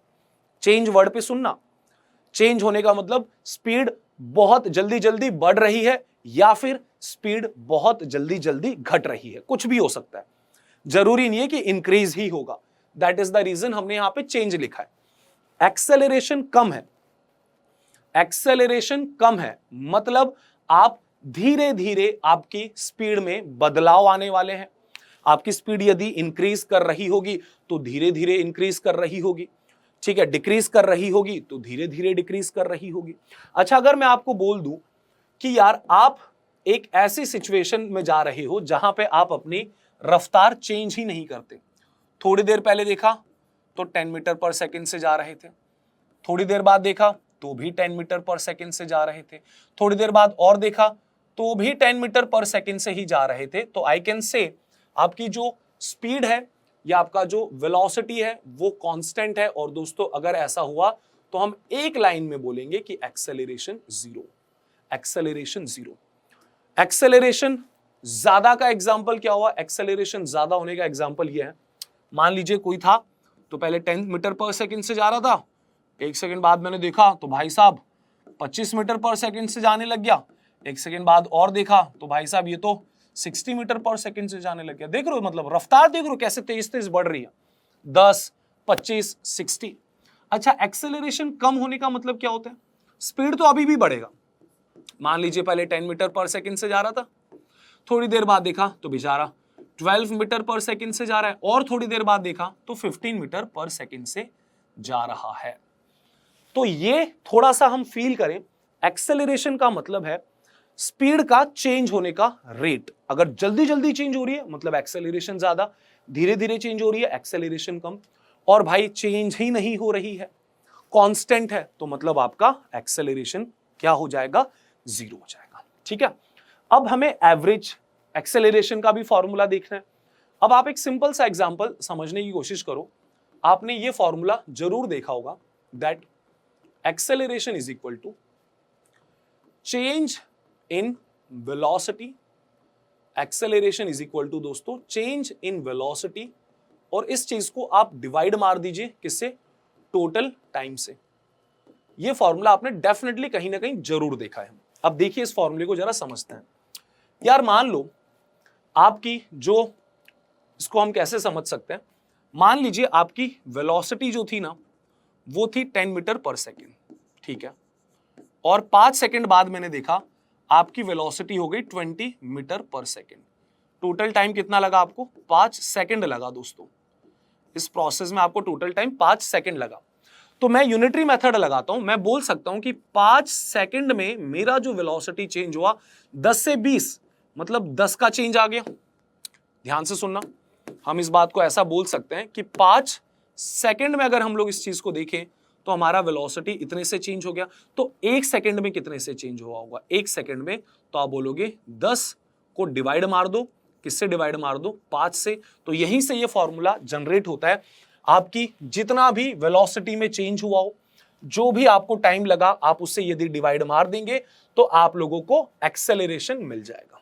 क्लियर? चलो, अब यहां पे इसको लिखने का एक और तरीका है। क्या तरीका है? तरीका यह है, मैं इसे कुछ इस प्रकार भी लिख सकता हूं that a is equal to change in velocity को हम डेल्टा वी लिख दे। भाई मैंने पहले भी बताया, चेंज को हम डेल्टा सिंबल से रिप्रेजेंट करते हैं। जब भी ये डेल्टा सिंबल दिख जाए तो उसका एक ही मतलब है, दैट इज चेंज, है ना। और डिवाइडेड बाय बेटा नीचे आपका टाइम आएगा, तो टाइम को भी आप डेल्टा टी से लिख सकते हो। सर डेल्टा टी क्यों? अरे भाई मान लो आप टाइम 1 बजे आप अपने घर से चले, 1 बजे आप अपने घर से चले और 1:30 बजे आप कहीं पहुंच गए। भाई जहां भी जाना था, किसी से मिलने 1:30 बजे पहुंच गए, तो मैं टाइम कितना बोलूंगा? 1:30 में से 1 माइनस कर दो तो 30 मिनट का टाइम हुआ ना। तो इसीलिए इसको डेल्टा टी बोल देता है। डेल्टा टी मतलब ड्यूरेशन कितना है इंटरवल का, तो that is final minus initial. तो आप लोग एक्सेलरेशन को ये भी लिख सकते हैं, that is delta v divided by delta T. अब तक के डिस्कशन में मैं सच बताऊं तो मैंने आप लोगों को कुछ नया नहीं बताया, कुछ भी मैंने इस डिस्कशन में नया नहीं बताया। अब मैं नया बताने जा रहा हूं। तो यार हम एक एग्जांपल से जरा समझते हैं। तो मान लीजिए कि हो क्या रहा था, आप वापस से कोई एक रास्ता कंसीडर करते हैं। हम यहां से चले और घूम फिर के कहीं आगे पहुंच गए। तो बेटा जब हम चले थे तो सपोज हमारी जो वेलोसिटी थी वो कितनी थी? वो वेलोसिटी थी 20 मीटर पर सेकेंड। और जब हम फाइनली यहां पे पहुंच गए तो हम रुक ही जाएंगे, तो हम रेस्ट पर आ गए, तो हमारी वेलोसिटी हो गई 0। हमको इस पूरी प्रोसेस में जो टाइम लगा, मान लीजिए वो टाइम टोटल लगा 10 सेकेंड। तो मुझसे कोई पूछता है कि यार मुझे बताइए एक्सेलरेशन कितना है, तो जो नॉलेज मेरे पास अभी तक है उस नॉलेज के बिहाफ पे मैं क्या बोलने वाला हूं कि सर जो एक्सेलरेशन होता है वो होता है चेंज इन वेलोसिटी को डिवाइड मार दें टाइम से। वेलोसिटी में चेंज मतलब फाइनल वेलोसिटी में से माइनस करिए initial velocity divided by time. तो अगर हम देखें फाइनली तो आप रेस्ट पर 0 और इनिशियली 20, तो 0 में से 20 माइनस किया तो -20 आया, डिवाइडेड बाय टाइम। टाइम कितना लगा आपको? 10 सेकेंड। तो 10 से डिवाइड मार दिया तो कितना आ गया? -2 मीटर पर सेकेंड स्क्वायर। तो पहली चीज तो मैं ये हाईलाइट करना चाहूंगा कि यहां पे एक नेगेटिव आ रहा है। तो नेगेटिव का मतलब क्या हो रहा है कि आपकी रफ्तार डिक्रीज कर रही है। इस चीज को समझने की कोशिश करते हैं। देखो एक्सेलरेशन के 3 पहलू हैं। क्या तो एक्सेलरेशन पॉजिटिव होगा, या एक्सेलरेशन नेगेटिव होगा, या एक्सेलरेशन आप लोगों का क्या हो जाएगा दोस्तों? 0। तो इन तीनों में आपको यह समझना है, एक्सेलरेशन पॉजिटिव होने का मतलब आपका जो स्पीड है वो बढ़ रहा होगा, नेगेटिव होने का मतलब आपका स्पीड कम हो रहा होगा, और 0 होने का मतलब आपका जो स्पीड है वो कांस्टेंट है। 0 होने का मतलब दोस्तों आपका जो स्पीड है वो कांस्टेंट है।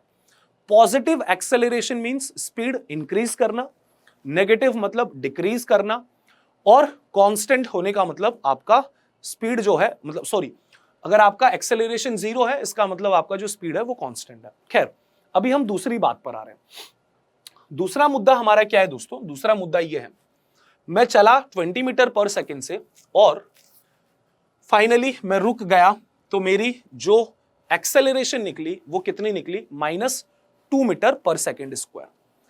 तो -2 मीटर पर सेकेंड स्क्वायर का मतलब क्या है? 1 सेकेंड में वेलोसिटी 2 से कम हो जाएगा। मतलब मैं पहले अगर 20 से जा रहा था तो 1 सेकेंड बाद मेरी वेलोसिटी कितनी हो जानी चाहिए? 18 मीटर पर सेकेंड। सही बात है। फिर 1 सेकेंड बाद बेटा 2 से कम कर दो, कितनी हो जाएगी? 16 मीटर पर सेकेंड। 1 सेकेंड बाद 2 से और कम कर दीजिए, कितनी? 14 मीटर पर सेकेंड। 1 सेकेंड बाद और 2 से कम कर दीजिए, that is 12 metre per second. 1 second बाद और 2 से कम कर दो, 10 मीटर पर सेकेंड। 10 से कम होकर 8 आ जाएगा, 8 से कम होकर आपका 6 आ जाएगा, देन 4 आ जाएगा, देन 2 आ जाएगा, और फाइनली आप रुक जाएंगे। यही मतलब हुआ। और बेटा टोटल 10 सेकेंड ही लगेंगे इस प्रोसेस में। टोटल अगर आप देखेंगे तो 10 सेकेंड लगेंगे इस प्रोसेस में। नाउ माय पॉइंट इज, इस चीज की क्या गारंटी है कि ऐसा ही हुआ हो? ऐसा तो जरूरी नहीं है ना कि हर एक सेकंड में 2 से कम हो रहा था, 20, फिर 18, फिर 16, फिर 14। ये तो बहुत सिस्टमैटिक हो गया।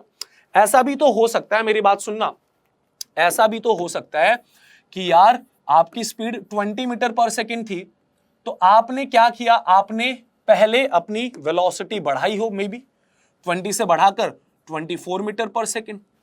20 से आपने स्पीड बढ़ा ली, 20 से बढ़ा के दोस्तों कितनी कर ली, 24 मीटर पर सेकंड कर ली। अब 24 मीटर पर सेकंड अगर हमने बढ़ा ली, फिर हमें और मजे लेने थे, और बढ़ा ली 28 मीटर, फिर मुझे डर लगने लग गया, अब मैंने स्पीड कम करना स्टार्ट कर दिया, सीधा 10 मीटर पर सेकंड, फिर 6 मीटर और फिर 0। यार चेंज तो किसी भी तरीके से हो सकता है, जरूरी थोड़ी है जो हमारा रिजल्ट आया वही हो। मतलब सर आप क्या बोलना चाहते हो? मैं ये बोलना चाहता हूं भाई साहब, ये जो एक्सेलरेशन आप अब तक जानते हैं, ये कौन सा एक्सेलरेशन है दोस्तों? ये एवरेज एक्सेलरेशन है, एवरेज। क्योंकि आप बीच में तो इंटरेस्टेड ही नहीं है, आप बीच में तो इंटरेस्टेड ही नहीं है, आपने तो फाइनल वेलोसिटी में से इनिशियल माइनस कर दी। आपने तो गाइस फाइनल वेलोसिटीज में से क्या करी, इनिशियल वेलोसिटी माइनस कर दी, एंड दैट्स इट, और आपने निकाल लिया। इसका यह मतलब नहीं है कि भाई जो पूरे रास्ते में हो रहा है वो इसी के अनुसार हो रहा है। मतलब यहां पर एक और कॉन्सेप्ट आएगा, and that is known as instantaneous acceleration. तो भाई साहब हमारे पास एक्सेलरेशन भी दो टाइप के हैं, जैसे वेलोसिटी दो टाइप की थी। So one is average acceleration, जिसका फॉर्मूला बिल्कुल सही आप लोग अब तक पढ़ चुके हैं, that is delta v divided by delta t. और वहीं पर हमारे पास जो दूसरा कैटेगरी है, this is known as instantaneous acceleration, जिसका फॉर्मूला हम अभी अभी सीखेंगे कैसे। अब मुझे यार एक मान लो पर्टिकुलर इंस्टेंट की बात करनी है, एक पर्टिकुलर इंस्टेंट की। सपोज टाइम टी पर हम यहां पे थे, टाइम टी पर दोस्तों हम यहां पे थे, टाइम टी पर हम यहां पे थे। This is the situation at time T. थोड़ी देर बाद, जस्ट थोड़ी देर बाद, जस्ट थोड़ी देर बाद, कितनी थोड़ी देर बाद, टी प्लस डी टी। ध्यान से सुनना, मैं टाइम टी पे यहां था, जस्ट थोड़ी देर बाद, dt टाइम बाद मेरा स्पीड चेंज हो गया। और कितने से चेंज हो गया बेटा, dv से। क्योंकि भाई साहब आपने इंटरवल इतना छोटा लिया है, हद से ज्यादा छोटा टाइम लिया है आपने। और यदि आपने टाइम हद से ज्यादा छोटा लिया है तो जो चेंजेस आए होंगे वेलोसिटी में वो भी हद से ज्यादा छोटे आए होंगे। तो यहां पे मैं क्या बोल सकता हूं, जो इस मोमेंट पर मेरा एक्सेलरेशन होगा, क्योंकि अब तो बेटा मैं एक पर्टिकुलर मोमेंट की बात कर रहा हूं, वेलोसिटी में कितना चेंज आया, दैट इज dv, टाइम कितना लगा, that is dt। So this is known as instantaneous acceleration. आपको ज्यादा डीप में नहीं जाना है दोस्तों, अभी के लिए तो आप डायरेक्टली फॉर्मूला याद कर लो कि इंस्टेंटेनियस एक्सेलरेशन का फॉर्मूला है हमारे पास dv by dt। Instantaneous acceleration का फॉर्मूला है dv बाई dt। और यहां से आपको एक रिश्ता दिखना चाहिए। कौन सा रिश्ता? देखिए, तीन चीजों को जरा समझने की कोशिश करिएगा। सबसे पहली चीज है पोजीशन, सबसे पहली चीज है पोजीशन, और यू कैन से डिस्प्लेसमेंट। दूसरी चीज है वेलोसिटी, कौन सी वेलोसिटी की बात हो रही है, इंस्टेंटेनियस वेलोसिटी की। और तीसरी चीज है एक्सेलरेशन। तीसरा हो गया आप लोगों का एक्सेलरेशन। अब देखिए होता क्या है, अगर आप पोजीशन को डिफरेंशिएट मारते हैं तो आपको वेलोसिटी मिलती है, इंस्टेंटेनियस वेलोसिटी। याद आ रहा है, dx बाई dt, अभी अभी थोड़ी देर पढ़ा था। और वेलोसिटी को फर्दर अगर आप डिफरेंशिएट करोगे तो आपको एक्सेलरेशन मिलेगा, that is dv by dt। तो आप लोगों को दोस्तों क्या मिलेगा, एक्सेलरेशन मिलेगा। And what is that acceleration? That acceleration is dv by dt। तो ये सीक्वेंस अगर आप लोगों ने समझ ली, दिमाग में बिठा ली, काम सेट है। पोजीशन को डिफरेंशिएट मारा तो मिला वेलोसिटी, वेलोसिटी को डिफरेंशिएट मारा तो मिला एक्सेलरेशन। क्लियर? इसके ऊपर हम अभी और बात करेंगे। एक्सेलरेशन की कुछ और भी फॉर्मेट्स हैं जो हमको समझने हैं, लेकिन उससे पहले हम कुछ क्वेश्चंस करते हैं कि किस टाइप के क्वेश्चंस इसके ऊपर अराइज होते हैं। आपको बोला गया कि भाई साहब एक्सेलरेशन निकालिए, और दो पार्ट्स दे दिए सवाल के। पहला पार्ट दिया कि टाइम 0 से लेकर टाइम 2 सेकंड के बीच में आपको एक्सेलरेशन निकालना है। दूसरा दिया कि टाइम 0 पर क्या एक्सेलरेशन था ये बताओ, टाइम 1 पे कितना था और टाइम 2 पर कितना था। और आपको एक रिलेशन दे दिया वेलोसिटी का एक्सप्रेशन के साथ, so that v is equal to let's say t square plus t plus 1। ये क्या रिलेशन है भाई साहब? ये रिलेशन दोस्तों आपको वेलोसिटी बताता है। आपको जिस भी टाइम पर वेलोसिटी चाहिए आप निकाल सकते हो। खैर हम डायरेक्टली सॉल्यूशन देखते हैं तो चीजें हमें क्लियर हो जाएंगी। सबसे पहली चीज हमसे पूछा गया टाइम 0 से लेकर टाइम 2 सेकंड के बीच एवरेज एक्सेलरेशन की बात हो रही है, क्योंकि 0 से 2 उसको बीच में मतलब ही नहीं है। एक इंटरवल दे दिया गया कि 0 से लेकर 2 के बीच। भाई 2 सेकंड में तो दोस्तों कुछ भी हो सकता है। 2 सेकंड मतलब बहुत बड़ा टाइम है, पता है ना आप लोगों को। 2 सेकंड में कुछ भी हो सकता है, मतलब 1 सेकंड में, मतलब 1 सेकंड से भी कम टाइम में तो यार 100 मीटर का जो विनर होता है वो डिसाइड होता है। So it's a big time interval. तो मतलब यहाँ पे एवरेज एक्सेलरेशन की बात हो रही है, बिल्कुल एवरेज एक्सेलरेशन की बात हो रही है। तो आप एवरेज एक्सेलरेशन किसके इक्वल बोलेंगे? Change in velocity divided by time. तो भैया हमें पता भी तो हो टाइम 0 पर वेलोसिटी कितनी है, तो ये इक्वेशन दी है ना, इससे निकालो। इसमें टाइम 0 पुट करो, यहां 0 यहां 0, तो वेलोसिटी कितना मिल गया? 1 मिल गया। बहुत अच्छे। फिर टाइम 2 सेकंड पर भी निकालो वेलोसिटी कितनी है, तो टाइम को 2 पुट कर दो। 2 पुट करोगे, 2 का स्क्वायर 4, 2 का स्क्वायर 4 प्लस यहां पे टाइम को 2 पुट करोगे, 4 प्लस 2 और प्लस आपको 1 और है साथ में, 4 2 6 7 हो गया। तो आपकी वेलोसिटी 7 मीटर पर सेकंड आ गई। तो आप चेंज इन वेलोसिटी ध्यान से सुनना, फाइनल वेलोसिटी 7 है, जिसमें से इनिशियल माइनस कर दीजिए 1, डिवाइडेड बाई टाइम 0 से लेकर 2, तो 2 का टाइम लगा बेटा। 7 माइनस 1 6/2 आपको मिलेगा 3 मीटर पर सेकंड स्क्वायर। लेकिन ये कौन सा एक्सेलरेशन है? ये एग्जैक्ट एक्सेलरेशन नहीं है गाइस, ये तो एवरेज एक्सेलरेशन है बेटा। कैसा एक्सेलरेशन है? एवरेज एक्सेलरेशन है। हमें वहीं पर अगर इंस्टेंटेनियस एक्सेलरेशन का कोई पूछता है, इंस्टेंटेनियस एक्सेलरेशन क्या होगा, तो इंस्टेंटेनियस एक्सेलरेशन आपको जस्ट अभी अभी बताया गया dv बाई dt। कर दीजिए इसको, डिफरेंशिएट मार दीजिए। टी स्क्वायर का डिफरेंशिएशन आप क्या बोलने वाले हैं? That is 2t plus T का डिफरेंशिएशन कितना बोलोगे बच्चों? दैट वुड बी 1, और 1 का डिफरेंशिएशन तो बेटा क्या हो जाएगा? 0। सो this is the instantaneous acceleration. अब कौन से टाइम पर चाहिए निकाल लो।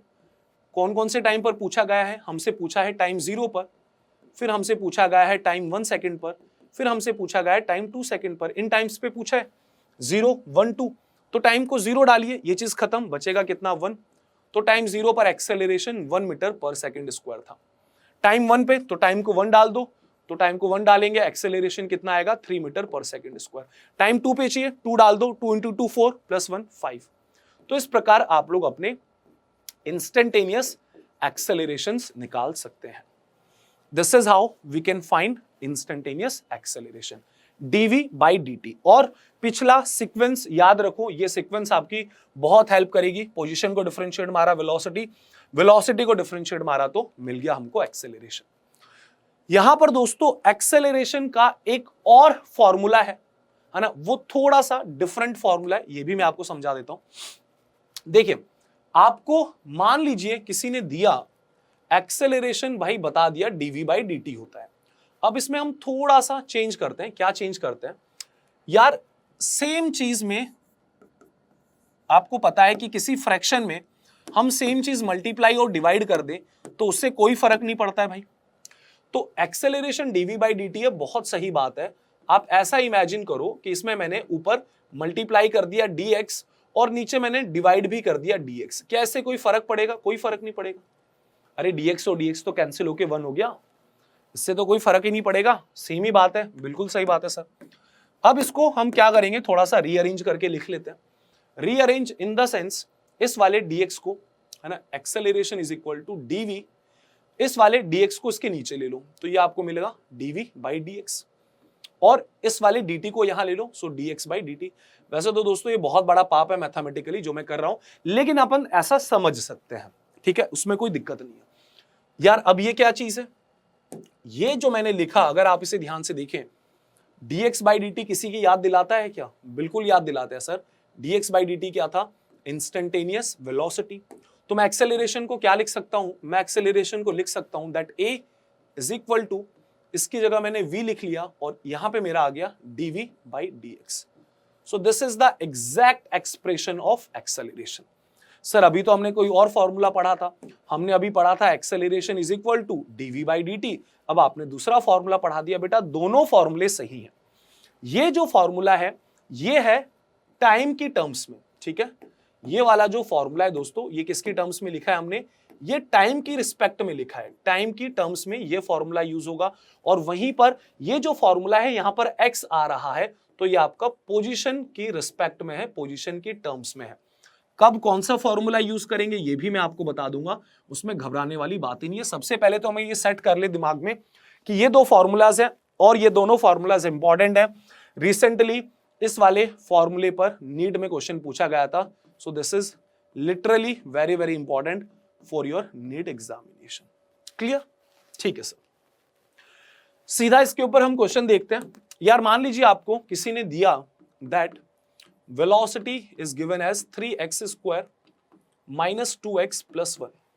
तो इस बार आपको velocity पोजीशन की रिस्पेक्ट में दी गई और आपसे पूछा गया कि यार find the acceleration at x is equal to 1। जब x 1 हो जाएगा दोस्तों तब हमको एक्सेलरेशन निकालना है।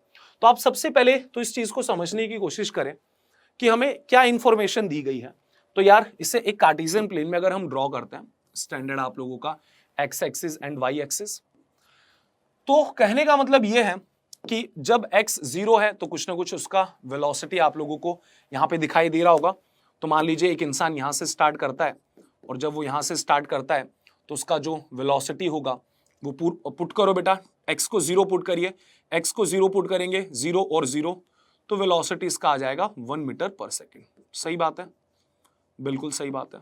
थोड़ी देर बाद जब ये इंसान 1,0 पर आ जाएगा, जब ये इंसान दोस्तों 1,0 पर आ जाएगा तो इसकी वेलोसिटी कितनी होगी, तो इसकी वेलोसिटी x की जगह 1 डाल दो तो यहां मिलेगा 3, यहां डाल दिया x माइनस 2 प्लस 1, सॉल्व करेंगे तो इसकी वेलोसिटी आ गई 2 मीटर पर सेकेंड। जब चला था तो इसकी वेलोसिटी थी 1 मीटर पर सेकेंड, थोड़ी देर बाद इसकी वेलोसिटी हो गई 2 मीटर पर सेकेंड। मतलब जैसे जैसे इसकी पोजीशन बदलेगी इसकी वेलोसिटी चेंज होती जाएगी। हमें इसकी वेलोसिटी बतानी है x इज इक्वल टू 1 पर।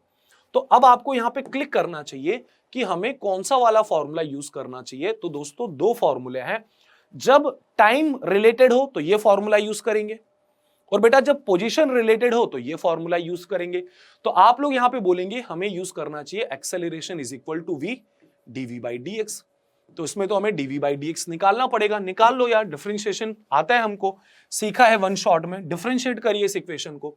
So you will get dv by dx और यदि उसे डिफरेंशिएट कर दिया जाए तो क्या मिलेगा, 3x स्क्वायर का differentiation it would B 6x, minus 2x का डिफरेंशिएशन वुड बी -2 और 1 का डिफरेंशिएशन हो जाएगा 0।